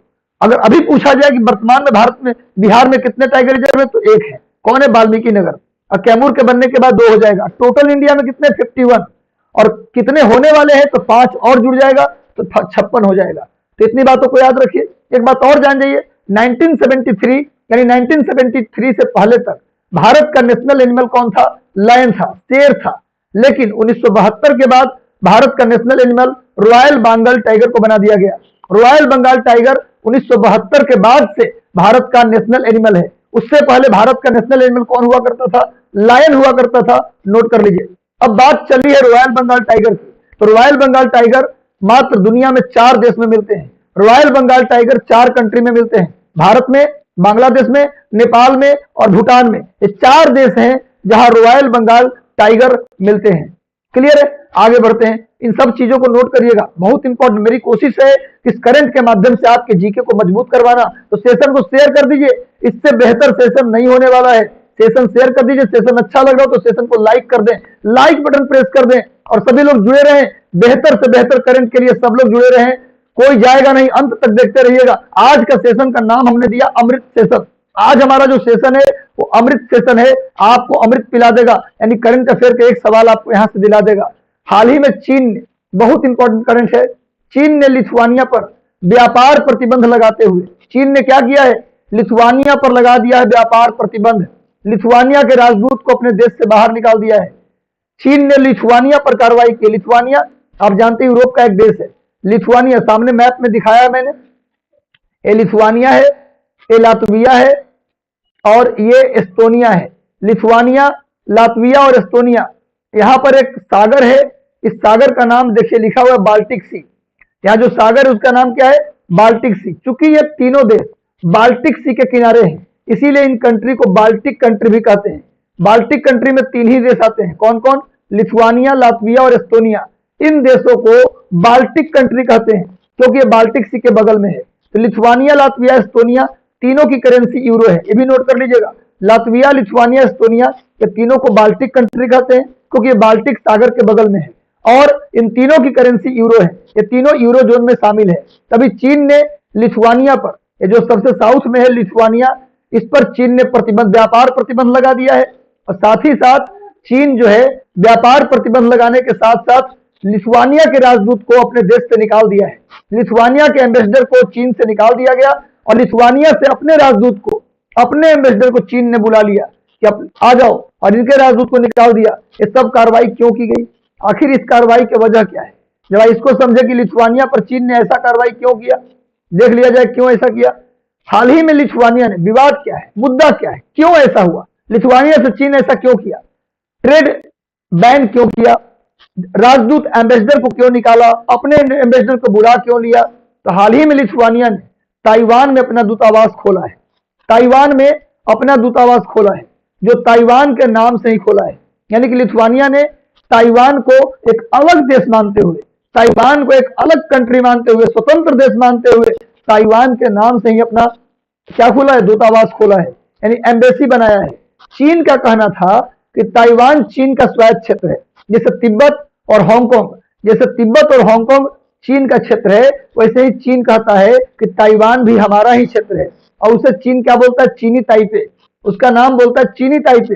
लेकिन अमेरिका और यूरोप के देश ऐसा कहते हैं कि चीनी ताइपे नहीं है वो, बल्कि ताइवान एक स्वतंत्र देश है। लिथुआनिया ने वहां ताइवान के नाम से स्वतंत्र दूतावास बनाया। अब इस बात को लेकर चीन कहा भैया क्या मतलब है, वो मेरे कब्जे में है, इसलिए आप चीनी ताइपे नाम से वहां दूतावास खोलिए। चीन का कहना है कि ताइवान चीन का स्वायत्त क्षेत्र है, जिसे चीन चीनी ताइपे कहता है। इस नाम से लिथुआनिया को दूतावास खोलना चाहिए था।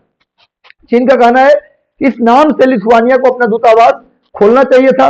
इस बात को लेकर यूरोपियन संघ ने कहा है कि अगर लिथुआनिया पर चीन व्यापार प्रतिबंध लगाता है, तब इस व्यापार का प्रभाव पूरे यूरोप पर हो सकता है।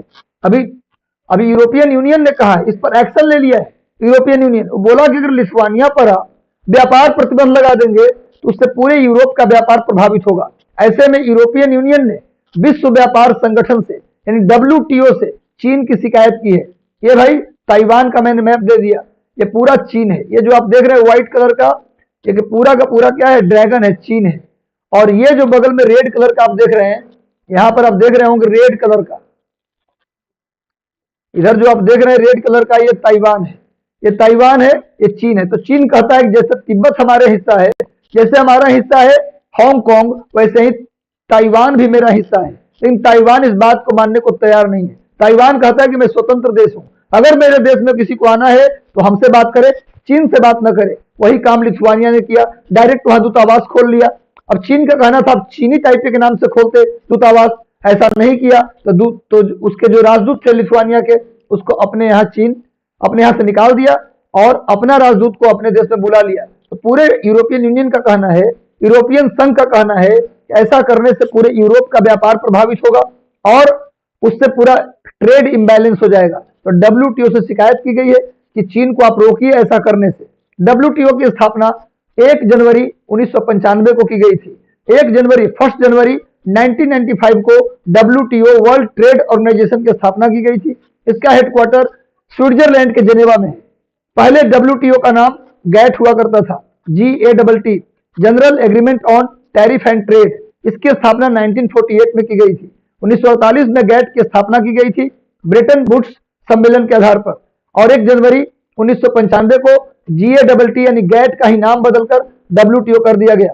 गैट और WTO दोनों का हेडक्वार्टर जेनेवा में था। नोट कर लीजिएगा, ये हमारा ताइवान है। मैप में जाकर आज ताइवान को आप देख लीजिएगा। जो भी मैप डालता हूं उस मैप का आप रिवीजन घर पे जाकर करना जरूरी है। अगला करंट अफेयर है 1964 के टोक्यो ओलंपिक स्वर्ण पदक विजेता चरणजीत सिंह का निधन हो गया है। अभी टोक्यो ओलंपिक में आप जानते हैं कि भारत की हॉकी टीम ने, टोक्यो ओलंपिक में भारत की हॉकी टीम ने क्या जीता था, गोल्ड मेडल जीता था। टोक्यो ओलंपिक 1964 में भारत देश का हॉकी टीम गोल्ड मेडल लेकर आया था। उसका कप्तान कौन थे, चरणजीत सिंह। उस टीम के कैप्टन थे चरणजीत सिंह, और इनको पद्म श्री अवार्ड भी मिला हुआ है और अर्जुन अवार्ड भी मिला हुआ है। इनका अभी 72 साल की उम्र में निधन हो गया।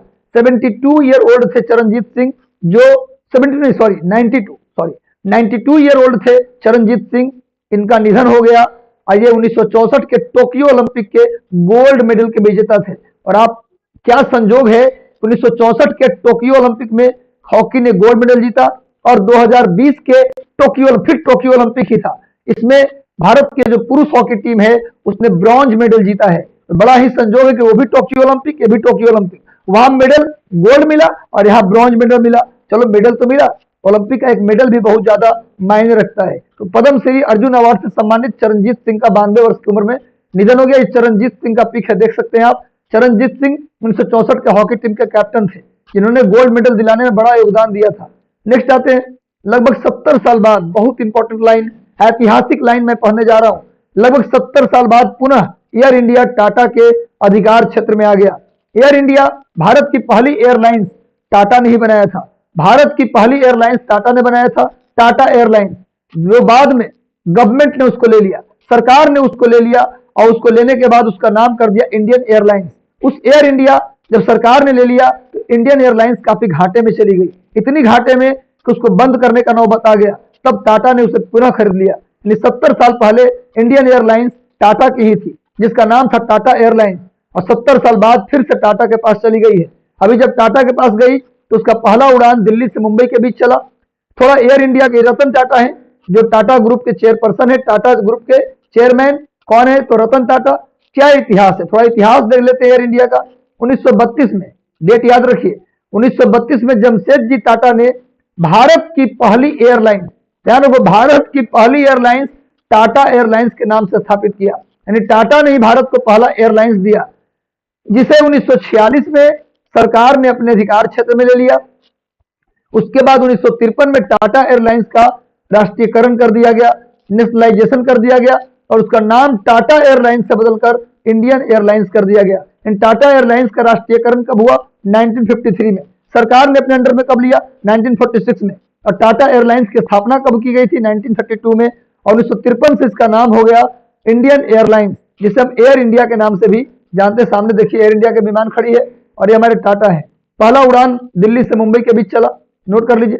अभी आईआईटी जोधपुर ने कोरोना वायरस की जांच के लिए एक्सरे चेस्ट टेक्निक विकसित किया है। आईआईटी जोधपुर ने कोरोना वायरस की जांच के लिए अब एक्सरे की मदद से भी कोरोना वायरस की जांच होगी। इसके लिए जो टेक्नोलॉजी डेवलप किया है वो कौन किया है? आईआईटी जोधपुर, राजस्थान के जोधपुर के आईआईटी ने एक्सरे चेस्ट टेक्निक विकसित किया है। आगे आते हैं अगला करंट अफेयर। अभी सबसे महत्वपूर्ण बात है कि भारत के अगले मुख्य आर्थिक सलाहकार, भारत का जो next chief economic adviser appoint किए गए हैं, उनका नाम है डॉक्टर वी अनंत नागेश्वरन। देखिए सामने नागेश्वरन साहब का पिक दिया हुआ है। नागेश्वरन साहब को क्या किया गया? भारत के मुख्य आर्थिक सलाहकार, भारत सरकार का इंडियन गवर्नमेंट का chief economic adviser doctor V Nageswaran को बनाया गया। सामने वी नागेश्वरन का चित्र मैंने दे दिया है ताकि आपको ज्यादा समय तक ये चित्र याद रहे। आगे आते हैं, यूएनओ के मानवाधिकार आयोग के अध्यक्ष मिशेल बेचलेट है, नोट कर लीजिएगा।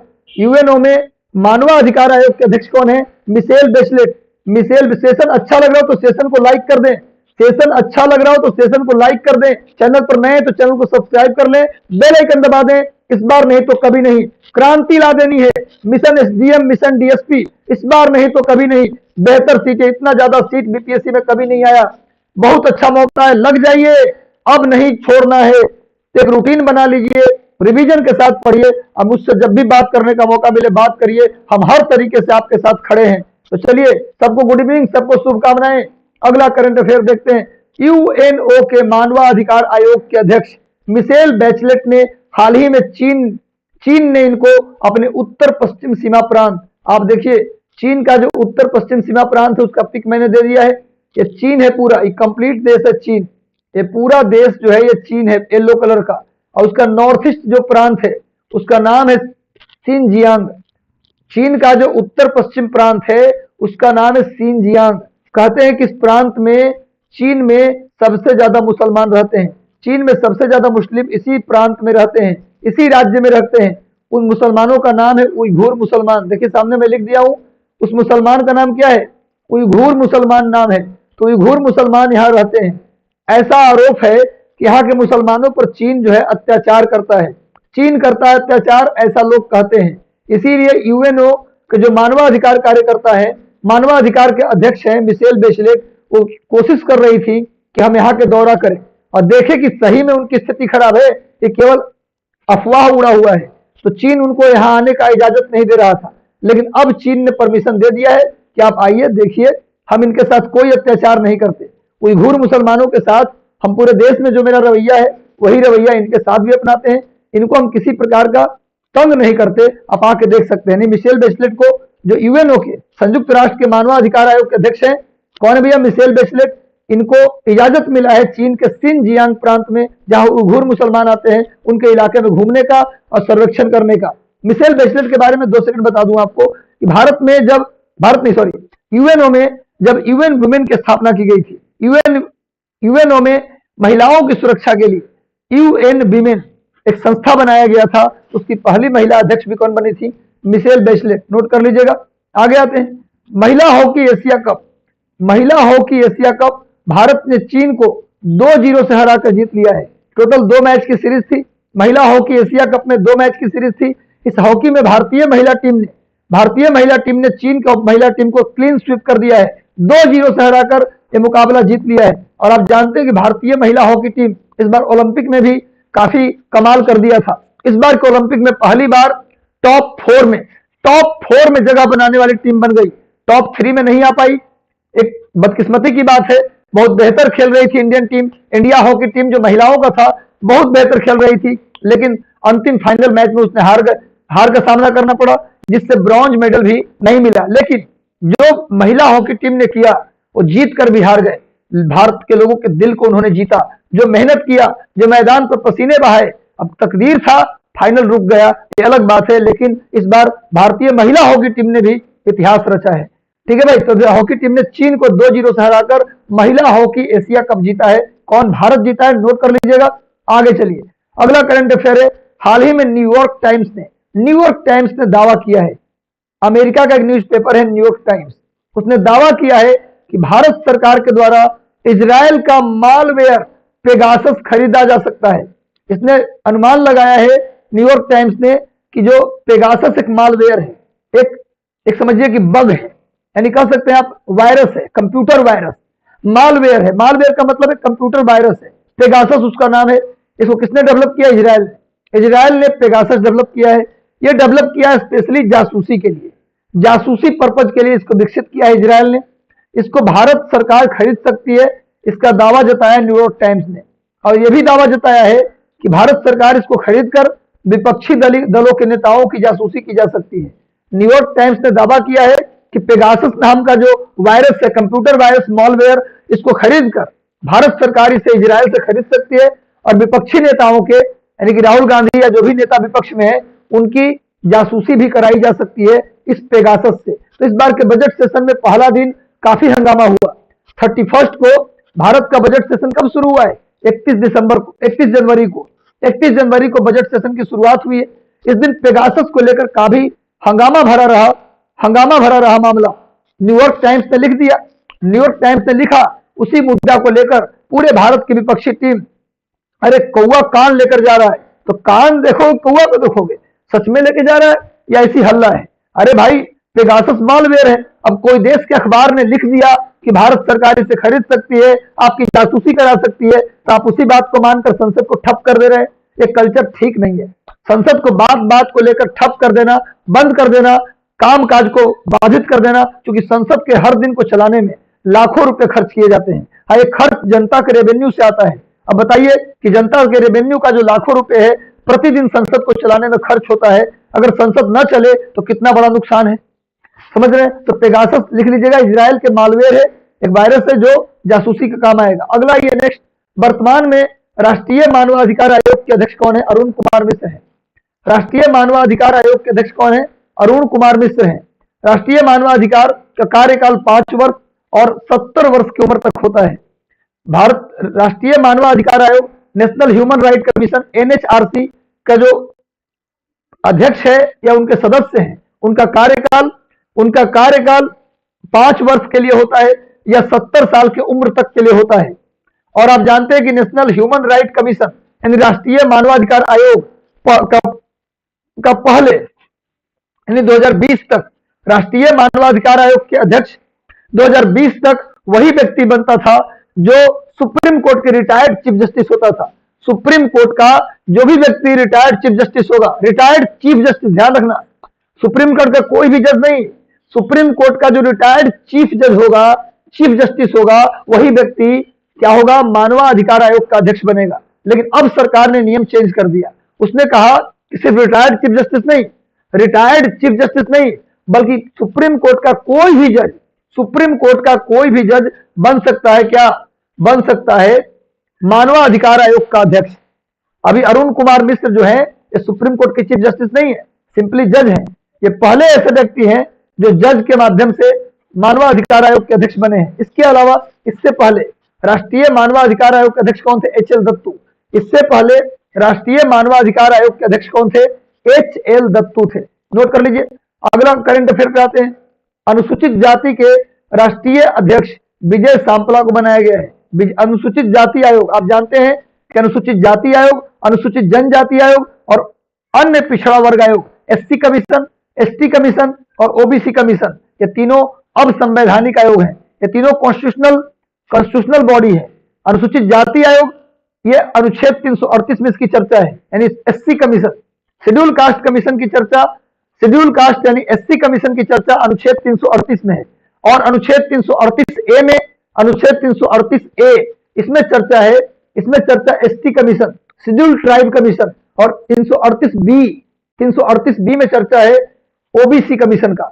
ये तीनों संवैधानिक आयोग है। ऐसा कोई भी आयोग, ऐसी कोई भी संस्था जिसकी स्थापना संविधान के किसी न किसी अनुच्छेद के तहत होता है, ऐसा कोई भी ऑर्गेनाइजेशन जिसकी स्थापना संविधान के किसी न किसी अनुच्छेद के तहत होता है, उसे बोला जाता है संवैधानिक बॉडी।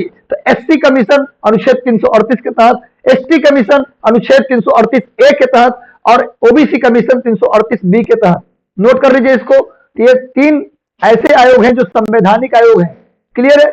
अब आते हैं हम लोग यहाँ क्या कर रहा है, तो विजय सांपला इस बार अनुसूचित जाति, सामने दिया है इनका चित्र, ये विजय सांपला जी हैं, इन्हें एससी कमीशन का चेयरपर्सन बनाया गया है। आगे आइए, राष्ट्रीय सुरक्षा गार्ड एनएसजी, आपने सुना होगा एनएसजी। जब मुंबई में अटैक हुआ था तो कौन कंट्रोल किया था, एनएसजी होता है, उनको स्पेशल ट्रेनिंग दी जाती है। पिछले साल के गणतंत्र दिवस परेड में एनएसजी को भी शामिल किया गया था। इस बार गणतंत्र दिवस के परेड में एनएसजी को शामिल नहीं किया गया। पिछले बार के परेड में, 2021 के 26 जनवरी के परेड में एनएसजी की झांकी को शामिल किया गया था। तभी एनएसजी के महानिदेशक, यानी इसके जो बने हैं महानिदेशक, एम.ए. गणपति को बनाया गया है।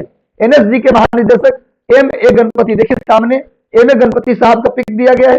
एम.ए. गणपति साहब, इनको बनाया गया है एनएसजी का चीफ, एनएसजी का अध्यक्ष। एनएसजी के लिए स्पेशली ट्रेनिंग दी जाती है, एनएसजी के कमांडो की स्पेशल ट्रेनिंग दी जाती है ताकि आपदा के समय ये काम आ सके। चलिए भाई, अब हम लोग आते हैं आगे, यानी कि इनको बनाया गया है, एम.ए. गणपति को बनाया गया है सुरक्षा गार्ड का चेयरपर्सन। नेक्स्ट आते हैं नेशनल एंटी डोपिंग एजेंसी नाडा के महानिदेशक, national anti doping agency NADA, इसका शॉर्ट फॉर्म करो NADA, नाडा, नेशनल एंटी डोपिंग एजेंसी के महानिदेशक किसे बनाया गया है, ये बनाया गया सिद्धार्थ सिंह को। सामने सिद्धार्थ सिंह का पिक दिया है, डॉक्टर सिद्धार्थ सिंह है, ये नेशनल एंटी डोपिंग एजेंसी के क्या बनाए गए, महानिदेशक बनाए गए हैं सिद्धार्थ सिंह। नोट कर लीजिए। आगे आइए, प्रोफेसर पीसी महालनोबिस, राष्ट्रीय पुरस्कार 2021 किसे दिया गया है, डॉक्टर आर.डी. बर्मन को। Doctor RD. बर्मन और संगीतकार नहीं, एक डॉक्टर है जिनका नाम है आर.डी. बर्मन, इन्हें मिला है पीसी महालनोबिस राष्ट्रीय पुरस्कार। पीसी महालनोबिस राष्ट्रीय पुरस्कार 2021 डॉक्टर आर.डी. बर्मन को दिया गया है। नोट कर लीजिएगा। नेक्स्ट आइए, लोकमान्य तिलक राष्ट्रीय पुरस्कार 2021, लोकमान्य तिलक राष्ट्रीय पुरस्कार 2021, लोकमान्य तिलक नेशनल अवार्ड 2021, ये किसे मिला है, डॉक्टर साइरस पूनावाला। किसे मिला है, डॉक्टर साइरस पूनावाला को मिला है। सामने साइरस पूनावाला का पिक है, देख लीजिए, इन्हें मिला है लोकमान्य तिलक राष्ट्रीय पुरस्कार। आगे आते हैं, कोविड-19 होम केयर सुरक्षा को। कोविड-19 का जो होम केयर सुरक्षा है उसे सुनिश्चित करने के लिए एक नीति लाई गई है सरकार के द्वारा। होम केयर, घर बैठे, कोरोना काल में जब लॉकडाउन हुआ तो लोगों को सलाह दी गई कि अपने अपने घरों में रहें, तो उनके घरों में उनको केयर करने के लिए कोविड-19 के दौरान जो व्यक्ति घरों में बंद थे लगातार 1 महीने 2 महीने तक, उनको केयर करने के लिए एक योजना सरकार ने चलाया है जिसका नाम है सुरक्षित हम सुरक्षित तुम। सामने सुरक्षित हम सुरक्षित तुम का पिक भी दिया हूं। इसके तहत जो भी जरूरत होगी घर बैठे लोगों को, जो मेडिकल फैसिलिटीज होगी वो सब उनको प्रोवाइड कराया जाएगा ताकि वो सुरक्षित रहें और लोगों को सुरक्षित भी रखें। आगे आइए, कोयला आधारित हाइड्रोजन उत्पादन के लिए रोड मैप तैयार करने हेतु आर.के. मल्होत्रा की अध्यक्षता में समिति बनाई गई है। कोयला आधारित हाइड्रोजन गैस के उत्पादन, कोयला से हाइड्रोजन गैस के प्रोडक्शन के लिए सरकार ने एक रोड मैप जारी किया है। इस रोड मैप को तैयार करने के लिए आर.के. मल्होत्रा की अध्यक्षता में एक कमेटी बनाई गई थी। आर.के. मल्होत्रा कमेटी ने ही ये बताया कि किस प्रकार कोयला से हाइड्रोजन गैस बना सकते हैं। और आपको बता दें कल के बजट में भी कोयला से हाइड्रोजन गैस बनाने पर फोकस किया गया है। कल अगर बजट आप लोग नहीं देखे हैं तो कल मैंने बजट पढ़ाया था, तो बजट में टोटली मेंशन है, पूरी सारांश बजट मैंने पेश किया है, अमृत बजट मैंने पेश किया है। तो बजट वाला वीडियो सभी लोग देख लीजिएगा और टेलीग्राम चैनल से जुड़ जाइए। जो भी मटेरियल मैं टेस्ट, जो भी मैं करंट अफेयर का डिस्कशन कर रहा हूं, जो भी मैं टेस्ट ले रहा हूं, ये जो बजट का मटेरियल है सब अपलोड कर दिया जाएगा टेलीग्राम चैनल पर। और टेलीग्राम चैनल का नाम है मिशन 50 IAS, एक अलग चैनल है, फिर मिशन IAS एक अलग चैनल है, और रंजीत कुमार सर का भी चैनल है। तीनों में से तीनों चैनल पे आप जुड़ जाइए ताकि आपको बेस्ट इंफॉर्मेशन सबसे पहले और सबसे जल्दी वे में मिलता रहे। तो तीनों टेलीग्राम चैनल से आप लोग जुड़ जाइए, मिशन IAS, मिशन 50 IAS और रंजीत कुमार सिंह सर IAS के, उनका एक अपना चैनल है, उस पर आप लोग जल्दी से जुड़ जाइए ताकि जो भी आपके डाउट्स हो, क्वेरीज हो, वो सब आपको मिल सके। चलिए, कोयला आधारित कल सरकार ने बजट में पारित किया, तो कल का बजट का सेशन जो मैं लिया हूं उसको जरूर देख लीजिएगा। और सेशन अच्छा लग रहा हो तो भाई लाइक बटन दबा दो और मैक्सिमम लोगों तक शेयर कर दो। और भैया चैनल पर नए हो तो सब्सक्राइब कर लो और बेल आइकन दबा दो ताकि सारा नोटिफिकेशन आपको मिलता रहे। आगे आते हैं नेक्स्ट, अगला करंट है। हाल ही में नेताजी सुभाष चंद्र बोस की 125वीं जयंती मनाई गई। नेताजी सुभाष चंद्र बोस का जन्म दिवस 23 जनवरी को पराक्रम दिवस के मनाए जाने का निर्णय लिया गया है। नेताजी सुभाष चंद्र बोस का जो जन्म दिवस है उसे पराक्रम दिवस के रूप में मनाने का फैसला लिया गया है।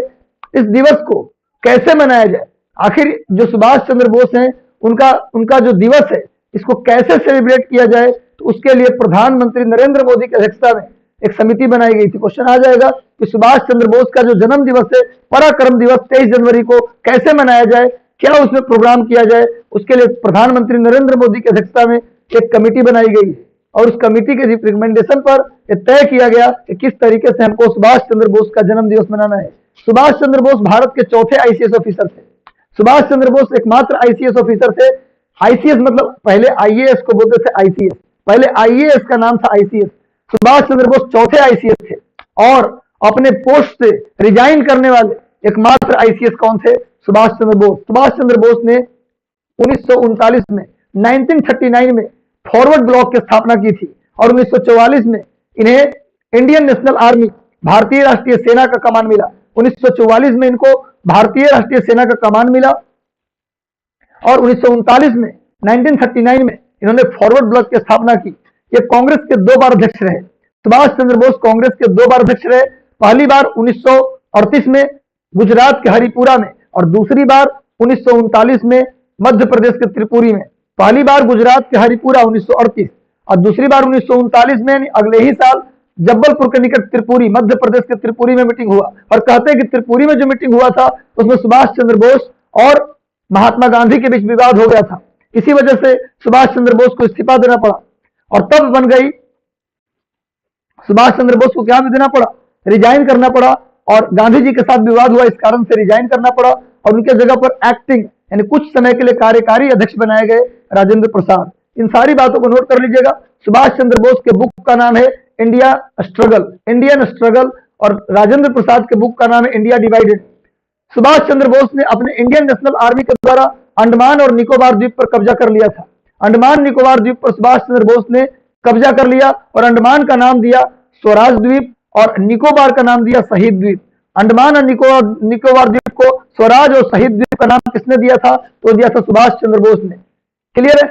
प्रधानमंत्री की अध्यक्षता में कमेटी बनाई गई है कि इनका जन्म दिवस कैसे सेलिब्रेट किया जाए। आगे आते हैं, अगला करंट सतत विकास पर। बहुत इंपॉर्टेंट लाइन, इसको नोट कर लीजिए, बहुत ज्यादा इंपॉर्टेंट है। सतत विकास यानी सस्टेनेबल डेवलपमेंट पर नेशनल जो मीटिंग हुआ है, नेशनल समिट हुआ है, वो कहा हुआ है भैया? सतत विकास पर अंतरराष्ट्रीय सम्मेलन स्विट्जरलैंड के जेनेवा में किया गया है। सतत विकास सस्टेनेबल डेवलपमेंट पर इंटरनेशनल समिट कहां किया गया है? जेनेवा में। सतत विकास पर इंटरनेशनल समिट कहां हुआ? जेनेवा में। इस सम्मेलन का मुख्य विषय क्या था? ये जो सतत विकास पर सम्मेलन जो जेनेवा में हुआ, उसका मुख्य विषय था shipping and equitable inclusive and sustainable recovery. Shipping and equitable inclusive and sustainable recovery, ये इस मीटिंग का थीम है। इस मीटिंग का क्या है? मुख्य विषय क्या है? Shipping and equitable inclusive and sustainable recovery. ये जो दिवस मनाया जा रहा है, ये जो दिवस मनाया जा रहा है, सतत विकास पर राष्ट्रीय शिखर सम्मेलन हुआ, इसमें मुख्य विषय क्या रखा गया? Shaping and equitable inclusive and sustainable recovery. आगे आते हैं महिला सशक्तिकरण पर, विमेन एम्पावरमेंट पर G20 के मंत्री स्तरीय सम्मेलन अगस्त 2021 में इटली में किया गया। यानी महिला सशक्तिकरण पर G20 की जो मीटिंग की गई वो कहा किया गया? इटली में। G20 की एक मीटिंग बुलाई गई महिलाओं के सशक्तिकरण को लेकर, कहां बुलाया गया? इटली में। इस सम्मेलन को वर्चुअल माध्यम से किया गया। वर्चुअल माध्यम का मतलब ऑनलाइन माध्यम से। ऑनलाइन माध्यम से जब कोई मीटिंग करते हैं या किसी मीटिंग में भाग लेते हैं तो उसको वर्चुअल मीटिंग के नाम से जानते हैं। तो भैया वर्चुअल माध्यम से G20 मीटिंग में भारत ने भी भाग लिया है, क्योंकि भारत G20 का मेंबर है। इस सम्मेलन को वर्चुअल माध्यम से ज्वाइन किया। इसमें भारत के केंद्रीय महिला एवं बाल विकास मंत्री स्मृति ईरानी भी भाग ली है। केंद्रीय महिला एवं बाल विकास मंत्री स्मृति जुबिन ईरानी भी भाग ली है भारत की तरफ से, जो महिलाओं पर के ऊपर जो सम्मेलन हुआ। इसके साथ ही इटली में G20 का पर्यावरण के ऊपर मंत्री स्तरीय बैठक हुआ है। G20 में ही, इटली में ही क्या हुआ है? महिलाओं की स्थिति में सुधार के लिए इटली में ही किया गया है क्या? सम्मेलन। और इटली में ही पर्यावरण के ऊपर मंत्री स्तरीय बैठक भी की गई है। भारत में केंद्रीय वन एवं जलवायु मंत्री भूपेंद्र यादव है। केंद्रीय वन, पर्यावरण और जलवायु मंत्री कौन है? भूपेंद्र यादव है, नोट कर लीजिएगा। आगे आते हैं ग्रीन हाइड्रोजन पहल पर। अभी देखो ग्रीन हाइड्रोजन चल रहा है। ग्रीन हाइड्रोजन, सभी लोग जुड़ जाइए, सेशन को अधिकतम शेयर कर दीजिए। सारे जितने भी आपके ग्रुप्स हैं, सारे ग्रुप्स में सेशन को शेयर कर दीजिए। बहुत बेहतरीन करंट होने वाला है। ग्रीन हाइड्रोजन पर पूरा ध्यान दिया गया है। ग्रीन हाइड्रोजन एक पहल पर शिखर सम्मेलन 2021, यानी क्वेश्चन आ जाए ग्रीन हाइड्रोजन पर शिखर सम्मेलन कहां आयोजित की गई? तो भारत में की गई। ग्रीन हाइड्रोजन पर शिखर सम्मेलन कहां किया गया? तो भारत में किया गया। ठीक है, यह सम्मेलन ब्रिक्स देशों के साथ की गई। यानी जो सतत विकास पर जो सम्मेलन ग्रीन हाइड्रोजन पर जो सम्मेलन हुआ, उस सम्मेलन में पूरी दुनिया शामिल नहीं थी, सिर्फ ब्रिक्स का मतलब ब्राजील, रसिया, इंडिया, चाइना और साउथ अफ्रीका, यानी ब्रिक्स के नेताओं को भी इस मीटिंग में बुलाया गया है। इस सम्मेलन का संचालन एनटीपीसी लिमिटेड के द्वारा हो रहा है। इस सम्मेलन का संचालन कौन कर रहा है? एनटीपीसी लिमिटेड, नोट कर लीजिए। अगला आता है 38 नंबर, वैश्विक स्वास्थ्य शिखर सम्मेलन। ये सारे शिखर सम्मेलन आप लोग रिवीजन कर लीजिएगा, वीडियो को रिपीट करके याद कर लीजिएगा कि शिखर सम्मेलन कहां हुआ, ये प्रश्न हमेशा आते रहता है। वैश्विक स्वास्थ्य शिखर सम्मेलन 2021 इटली की राजधानी रोम में संपन्न हुआ। इटली की राजधानी रोम में संपन्न हुआ। इस सम्मेलन का मुख्य विषय था कोविड-19 के खिलाफ एकजुट हो। स्वास्थ्य शिखर सम्मेलन कहां हुआ? यह भी इटली में ही, रोम में किया गया, और इसमें कोविड-19 के खिलाफ एकजुट होने का संदेश दिया गया। कोविड-19 के खिलाफ कैसे एकजुट होना है, इसका संदेश दिया गया। आगे आते हैं ब्रिटिश देशों के कृषि मंत्रियों की, ब्रिक्स देशों की, जो ब्रिक्स है ना, ब्रिक्स मतलब ब्राजील, इंडिया, रसिया, चाइना और साउथ अफ्रीका, ब्रिक्स देशों के कृषि मंत्रियों की 11वीं बैठक संपन्न हुआ। भारत की अध्यक्षता में वर्चुअल संपन्न किया गया। क्लियर है? तो ब्रिक्स देशों का मीटिंग हुआ है किस पर? ब्रिक्स देशों का कृषि मंत्रियों का बैठक हुआ है, जिसमें खाद्य और पोषण सुरक्षा के लिए कृषि और जैव विविधता के मजबूत करने हेतु विकास ब्रिक्स साझेदारी, इसका क्या है भाई, थीम क्या है? इसका थीम है खाद्य और पोषण सुरक्षा के लिए कृषि जैव विविधता को मजबूत करने हेतु ब्रिक्स साझेदारी, नोट कर लीजिए। अगला है बुक से, अगला क्वेश्चन है बुक से, how is earth got its beauty? How is earth got its beauty, ये किसने लिखा? सुधा मूर्ति ने लिखा है। How is earth got its beauty, कैसे अर्थ अपना ब्यूटी प्राप्त करेगा, ये किताब किसने लिखा है? इस किताब को लिखा है सुधा मूर्ति। आप जानते हैं इनका संबंध इन्फोसिस से है। एन.आर. नारायण मूर्ति की पत्नी है सुधा मूर्ति, उन्होंने एक किताब लिखा है how is earth got its beauty. आगे आते हैं, लैंग्वेज ऑफ ट्रूथ एसे 2003 पुस्तक, लैंग्वेज ऑफ ट्रूथ एसे 2003 से 2020, ये बुक का नाम है।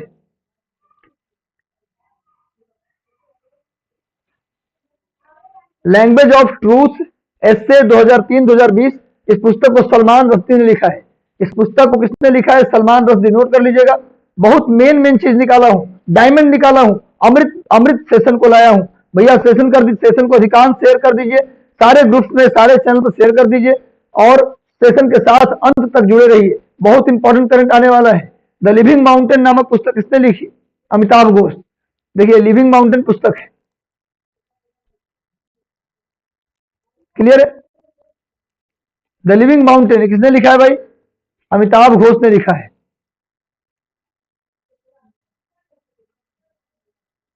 नेक्स्ट आइए आगे, policy maker journal from New Delhi to Washington DC, ये किताब का नाम है। Policy makers journal from New Delhi to Washington DC, ये किताब किसने लिखा? कौशिक बसु, भारत के चीफ इकोनॉमिस्ट रह चुके, भारत के एक बड़े अर्थशास्त्री रह चुके कौशिक बसु ने किताब लिखी है जिसका नाम है policy makers journal from New Delhi to Washington DC. आगे आइए, आईआईटी मद्रास ने भारत का पहला स्वदेशी मोटर चालित व्हील चेयर विकसित किया है। बहुत इंपॉर्टेंट भाई, इसको रट लेना। आईआईटी मद्रास ने एक व्हील चेयर बनाया है, एक व्हील चेयर बनाया जिसका नाम नियोबोल्ट दिया है, उस चेयर का नाम नियोबोल्ट दिया है। आईआईटी मद्रास ने भारत का पहला स्वदेशी मोटर चालित, मोटर से चलने वाला क्या बनाया है? एक व्हील चेयर बनाया है जिसे नियोबोल्ट के नाम से जाना जाएगा। आईआईटी के, नोट कर लो, उसका नाम क्या है? नियोबोल्ट। आईआईटी मद्रास ने डेवलप किया है नियोबोल्ट नाम का व्हील चेयर। क्लियर है? आगे आते हैं,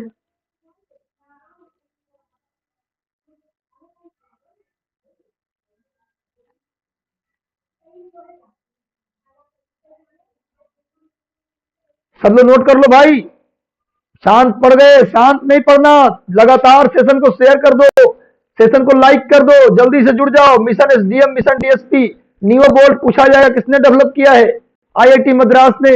ये क्या है भाई? तो व्हील चेयर है भाई, मोटर से चलने वाला व्हील चेयर है। इसके अलावा इसको डेवलप किसने किया है? तो प्रोफेसर सुजाता श्रीनिवासन की टीम द्वारा डेवलप किया गया है। इसी टीम के द्वारा भारत की पहली स्वदेशी रूप से design standing wheel chair arise भी बनाया गया है। ये जो आईआईटी मद्रास के प्रोफेसर सुजाता श्रीनिवासन की टीम ने मोटर से चलने वाला व्हील चेयर नियोबोल्ट बनाया है तथा स्टैंडिंग व्हील चेयर अराइज भी उसी ने बनाया है। तो अराइज भी एक व्हील चेयर है, इसका नाम स्टैंडिंग व्हील चेयर, और एक मोटर से चलने वाला व्हील चेयर नियोबोल्ट है। नियोबोल्ट और अराइज, इन दोनों को बनाया है किसने? इन दोनों को बनाया आईआईटी मद्रास ने बनाया है। नोट कर लीजिए भाई, इसका चित्र मैंने दिया है, ये चित्र है नियोबोल्ट का। जो नियोबोल्ट बना है उस नियोबोल्ट का चित्र मैंने दिखा दिया, देख लीजिए। इसी को डेवलप किया है, नियोबोल्ट को ही डेवलप किया है आईआईटी मद्रास ने। आगे आते हैं, भारत पेट्रोलियम कॉर्पोरेशन लिमिटेड के द्वारा आर्टिफिशियल इंटेलिजेंस में सक्षम चैटबॉट ऊर्जा, ये नोट कर लीजिए, उसका नाम क्या दिया गया? ऊर्जा। ऊर्जा नाम के चैटबॉट भारतीय पेट्रोलियम कॉर्पोरेशन लिमिटेड बीपीसीएल के द्वारा, भारतीय पेट्रोलियम कॉर्पोरेशन लिमिटेड के द्वारा ऊर्जा नाम से एक चैटबॉट विकसित किया गया है। ये क्या है? एक प्रकार का आर्टिफिशियल इंटेलिजेंस है, एआई है। आर्टिफिशियल इंटेलिजेंस ऊर्जा है जो डेवलप किया गया है Bharat petroleum corporation limited, short में इसे बीपीसीएल भी कह सकते हैं आप। अगला आते हैं, भारत का पहला इलेक्ट्रॉनिक वाहन अनुकूल राजमार्ग। जितना भी पहला मैं बोल रहा हूं ये सब आपको याद होना चाहिए, ये सब एग्जाम के लिए बहुत ज्यादा महत्वपूर्ण है। जुड़े रहिए, सेशन को शेयर करते रहिए, चैनल पर नहीं तो सब्सक्राइब कर लो भाई। लगातार कम से कम 1000, 2000, 3000, 4000 लोगों को जोड़ दो लाइव क्लासेज में, ताकि अधिक से अधिक लोगों का फायदा मिल सके। भारत का पहला इलेक्ट्रॉनिक वाहन अनुकूल राजमार्ग विकास किया गया है। कहां विकास किया गया? करनाल में। करनाल में एक चार्जिंग स्टेशन बनाया गया है, इलेक्ट्रॉनिक चार्जिंग स्टेशन बनाया गया है और ये राजमार्ग दिल्ली से चंडीगढ़ को जोड़ेगा। दिल्ली से चंडीगढ़ के बीच एक इलेक्ट्रॉनिक राजमार्ग बनाया गया है। इलेक्ट्रॉनिक राजमार्ग मतलब उस राजमार्ग पर, उस रोड पर केवल इलेक्ट्रॉनिक वाहन चलेंगे। बीच बीच में चार्जिंग स्टेशन भी होगा। मान लो किसी भी गाड़ी का चार्ज बीच में ही खत्म हो गया, जैसे पेट्रोल पंप होता है वैसे चार्जिंग स्टेशन करनाल में बनाया गया है। और दिल्ली से चंडीगढ़ के बीच क्या है भैया, भारत का पहला इलेक्ट्रॉनिक वाहन अनुकूल राजमार्ग विकसित किया गया है। इसका उद्घाटन तत्कालीन उस समय के केंद्रीय मंत्री डॉक्टर महेंद्र नाथ पांडे ने इसका उद्घाटन किया था। अगला करंट अफेयर है भैया, केंद्र सरकार ने दूरसंचार कंपनियों को, केंद्र सरकार ने टेलीकम्युनिकेशन कंपनियों को ये निर्देश दिया है, ऑर्डर दिया है कि आप जो इंटरनेशनल मैसेज, आपके पास कोई इंटरनेशनल मैसेज आता है तो उस मैसेज को आप 2 वर्ष तक सुरक्षित रखेंगे। इंटरनेशनल मैसेज को अधिक यदि किसी, मान लो टेलीकम्युनिकेशन कंपनी रिलायंस जियो, मान लो एयरटेल है, इन कंपनियों को कहा गया है अगर किसी व्यक्ति के पास इंटरनेशनल मैसेज आते हैं तो उसे 2 वर्ष तक आपको सुरक्षित रखना पड़ेगा। यानी उस मैसेज को अगर रिकवरी करवाना चाहे गवर्नमेंट 2 साल पीछे वाला मैसेज, तो भी मैसेज आ जाए तो विदेश से जो मैसेज आते हैं टेलीकम्युनिकेशन कंपनियों के माध्यम से, उस टेलीकम्युनिकेशन कंपनी को कहा गया है कि 2 वर्ष तक मैसेजेस को, कॉल को सुरक्षित रखें ताकि कॉल डिटेल और मैसेज डिटेल को निकाला जा सके। तो 2 साल दिया है निर्देश केंद्र सरकार ने। अगला है स्पेन के राफेल नडाल, स्पेन के खिलाड़ी हैं, टेनिस खिलाड़ी राफेल नडाल, उन्होंने रूस के डेनियल मेदवेदेव को ऑस्ट्रेलियन ओपन में हराकर 21वां ग्रैंड स्लैम अपने नाम 21वां ग्रैंड स्लैम जीता है। इससे पहले वो 20 ग्रैंड स्लैम जीत चुके हैं। आप जानते हैं जैसे क्रिकेट में सबसे बड़ा गेम होता है वर्ल्ड कप, उसी प्रकार से टेनिस में सबसे बड़ा खेल होता है ग्रैंड स्लैम। साल में 4 ग्रैंड स्लैम होते हैं। वर्ष के अंदर एक साल में कितने ग्रैंड स्लैम होते हैं टेनिस के भाई? तो 4। सबसे पहला जो पूरे साल का जो पहला ग्रैंड स्लैम होता है वो होता है ऑस्ट्रेलियन ओपन, जो भी हुआ। किसने जीता भाई? राफेल नडाल, स्पेन के राफेल नडाल ने डेनियल मेदवेदेव, रूस के डेनियल मेदवेदेव को हराकर जीत लिया। और उसी ट्रॉफी को महिला महिला एकल किसने जीता? तो ऑस्ट्रेलिया की महिला टेनिस खिलाड़ी एशले बार्टी है, उन्होंने ऑस्ट्रेलिया ओपन खिताब जीत लिया है डेनियल कोलिंस को हराकर। दोनों याद रखना है, विजेता और उप विजेता, जीतने वाला हारने वाला दोनों का नाम याद होना चाहिए। एग्जाम में दोनों पूछ ले जाते हैं, कभी कभार हारने वाला का नाम पूछ लेता है, किस देश के खिलाड़ी है ये भी पूछ लेता है, सब इंपॉर्टेंट है। तो स्पेन के राफेल नडाल ने रूस के डेनियल मेदवेदेव को हराकर ऑस्ट्रेलियन ओपन जीत लिया है। ये इनका 21वां ग्रैंड स्लैम था जो जीता इन्होंने। और महिला में ऑस्ट्रेलिया की एशले बार्टी ने अमेरिका की डेनियल कोलिंस को हराकर ये खिताब जीता ऑस्ट्रेलियन ओपन। तो साल में हम बोल रहे थे 4 ग्रैंड स्लैम होता है। पहला grand slam Australian open, note कर लो, ये क्रम से पूछता है कि साल का पहला ग्रैंड स्लैम कौन होता है। तो पहला ग्रैंड स्लैम ऑस्ट्रेलियन ओपन, दूसरा grand slam French open note कर लो, और तीसरा ग्रैंड स्लैम यूएस ओपन, और चौथा ग्रैंड स्लैम विंबलडन। ये चारों ग्रैंड स्लैम का नाम आप नोट कर लीजिए। कौन जीता है सामने दे दिया हूं, बहुत ज्यादा इंपॉर्टेंट है, इसको नोट कर लो, याद कर लो, अभी ही रिवीजन करते रहो, रूटीन बना के पढ़ते रहो, कोई सफलता रोक नहीं सकता। जो लड़का रूटीन बना के पढ़ लिया 8 से 10 घंटे रोज 1 साल तक और रिवीजन करके पढ़ लिया, मैं लिख के देता हूं कि उसे कलेक्टर बनने से, आईएएस बनने से भी कोई रोक नहीं सकता। सच यही है, पर हम रेगुलर नहीं रहते। हमें बर्थडे मनाना है, हमें विवाह अटेंड करना है, हमें फंक्शन अटेंड करना है, हमें सोना है, हमें आलतू फालतू काम ज्यादा है, हम पढ़ाई कम करते हैं। याद रखो, इतिहास बनाना है, जो तटस्थ है समय लिखेगा उसका भी इतिहास। दिनकर ने लिखा, जो तटस्थ है, दुनिया से जो कट गया, किताबों से जो जुड़ गया, वो इंसान दुनिया में इतिहास रचता है। एक लकीर खींच दो जो नजीर बन जाए आगे आने वाली पीढ़ी के लिए। लगा दो आग अपनी सांसों से। तो भैया मेहनत करो, मेहनत के सिवा कोई विकल्प भी नहीं है। अगला आते हैं, आज का कहवा करंट है भाई, 50वां करंट है। 51 करंट टोटल लिया हूं। हाल ही में भारत और इजरायल के बीच राजनयिक संबंध के 30 साल पूरे हो गए हैं। हाल ही में पूछा जाएगा कि भारत और इजरायल कौन से देश के बीच उस राजनयिक संबंध के 30 साल पूरे हो गए, तो भारत इजरायल के बीच 30 साल भारत के संबंध पूरे हो गए।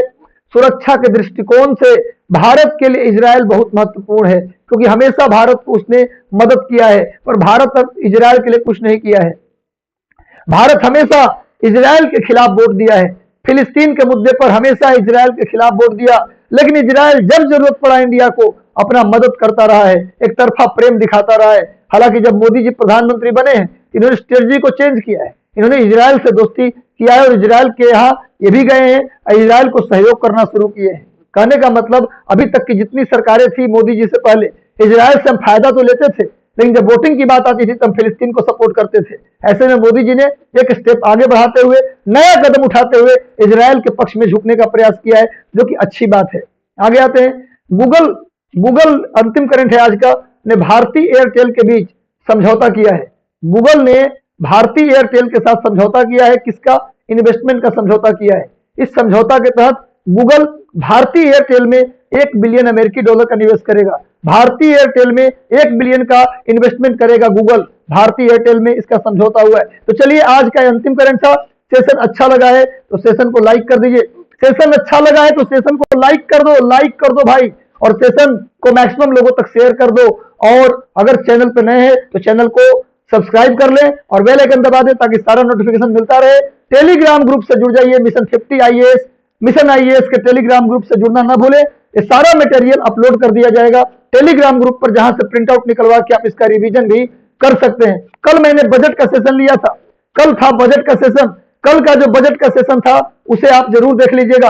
कल मैंने पढ़ाया है भारत का बजट, आम बजट, उसका पूरा हिस्ट्री बताया है, पूरा बजट में क्या क्या इस बार प्रोविजन किया गया, बजट का क्या इतिहास रहा है, मैंने टोटल बताया। कल का बजट का सेशन बहुत इंपॉर्टेंट था, जाकर आप लोग देख लीजिएगा। और आज का सेशन कैसा लगा कमेंट बॉक्स में बता दीजिए। आज का सेशन आपको कैसा लगा, अच्छा लगा, जो लगा आप कमेंट करके मुझे जरूर बता दें कि सर कैसा लगा सेशन। जितने लोग जुड़े हैं प्लीज प्लीज कमेंट करके बता दो कैसा लगा सेशन, और सेशन को लाइक कर दो। और इसी तरह से मेहनत करते रहो, आग लगाते रहो, बेहतरीन तरीके से पढ़ाई करते रहो, रूटीन से पढ़ते रहो, रिवीजन करते रहो और आप सफलता पा लो। ये मेरी शुभकामना है कि आप जल्दी से जल्दी अपने सपने को अचीव कर दें, क्योंकि सबसे बुरा होता है सपनों का मर जाना।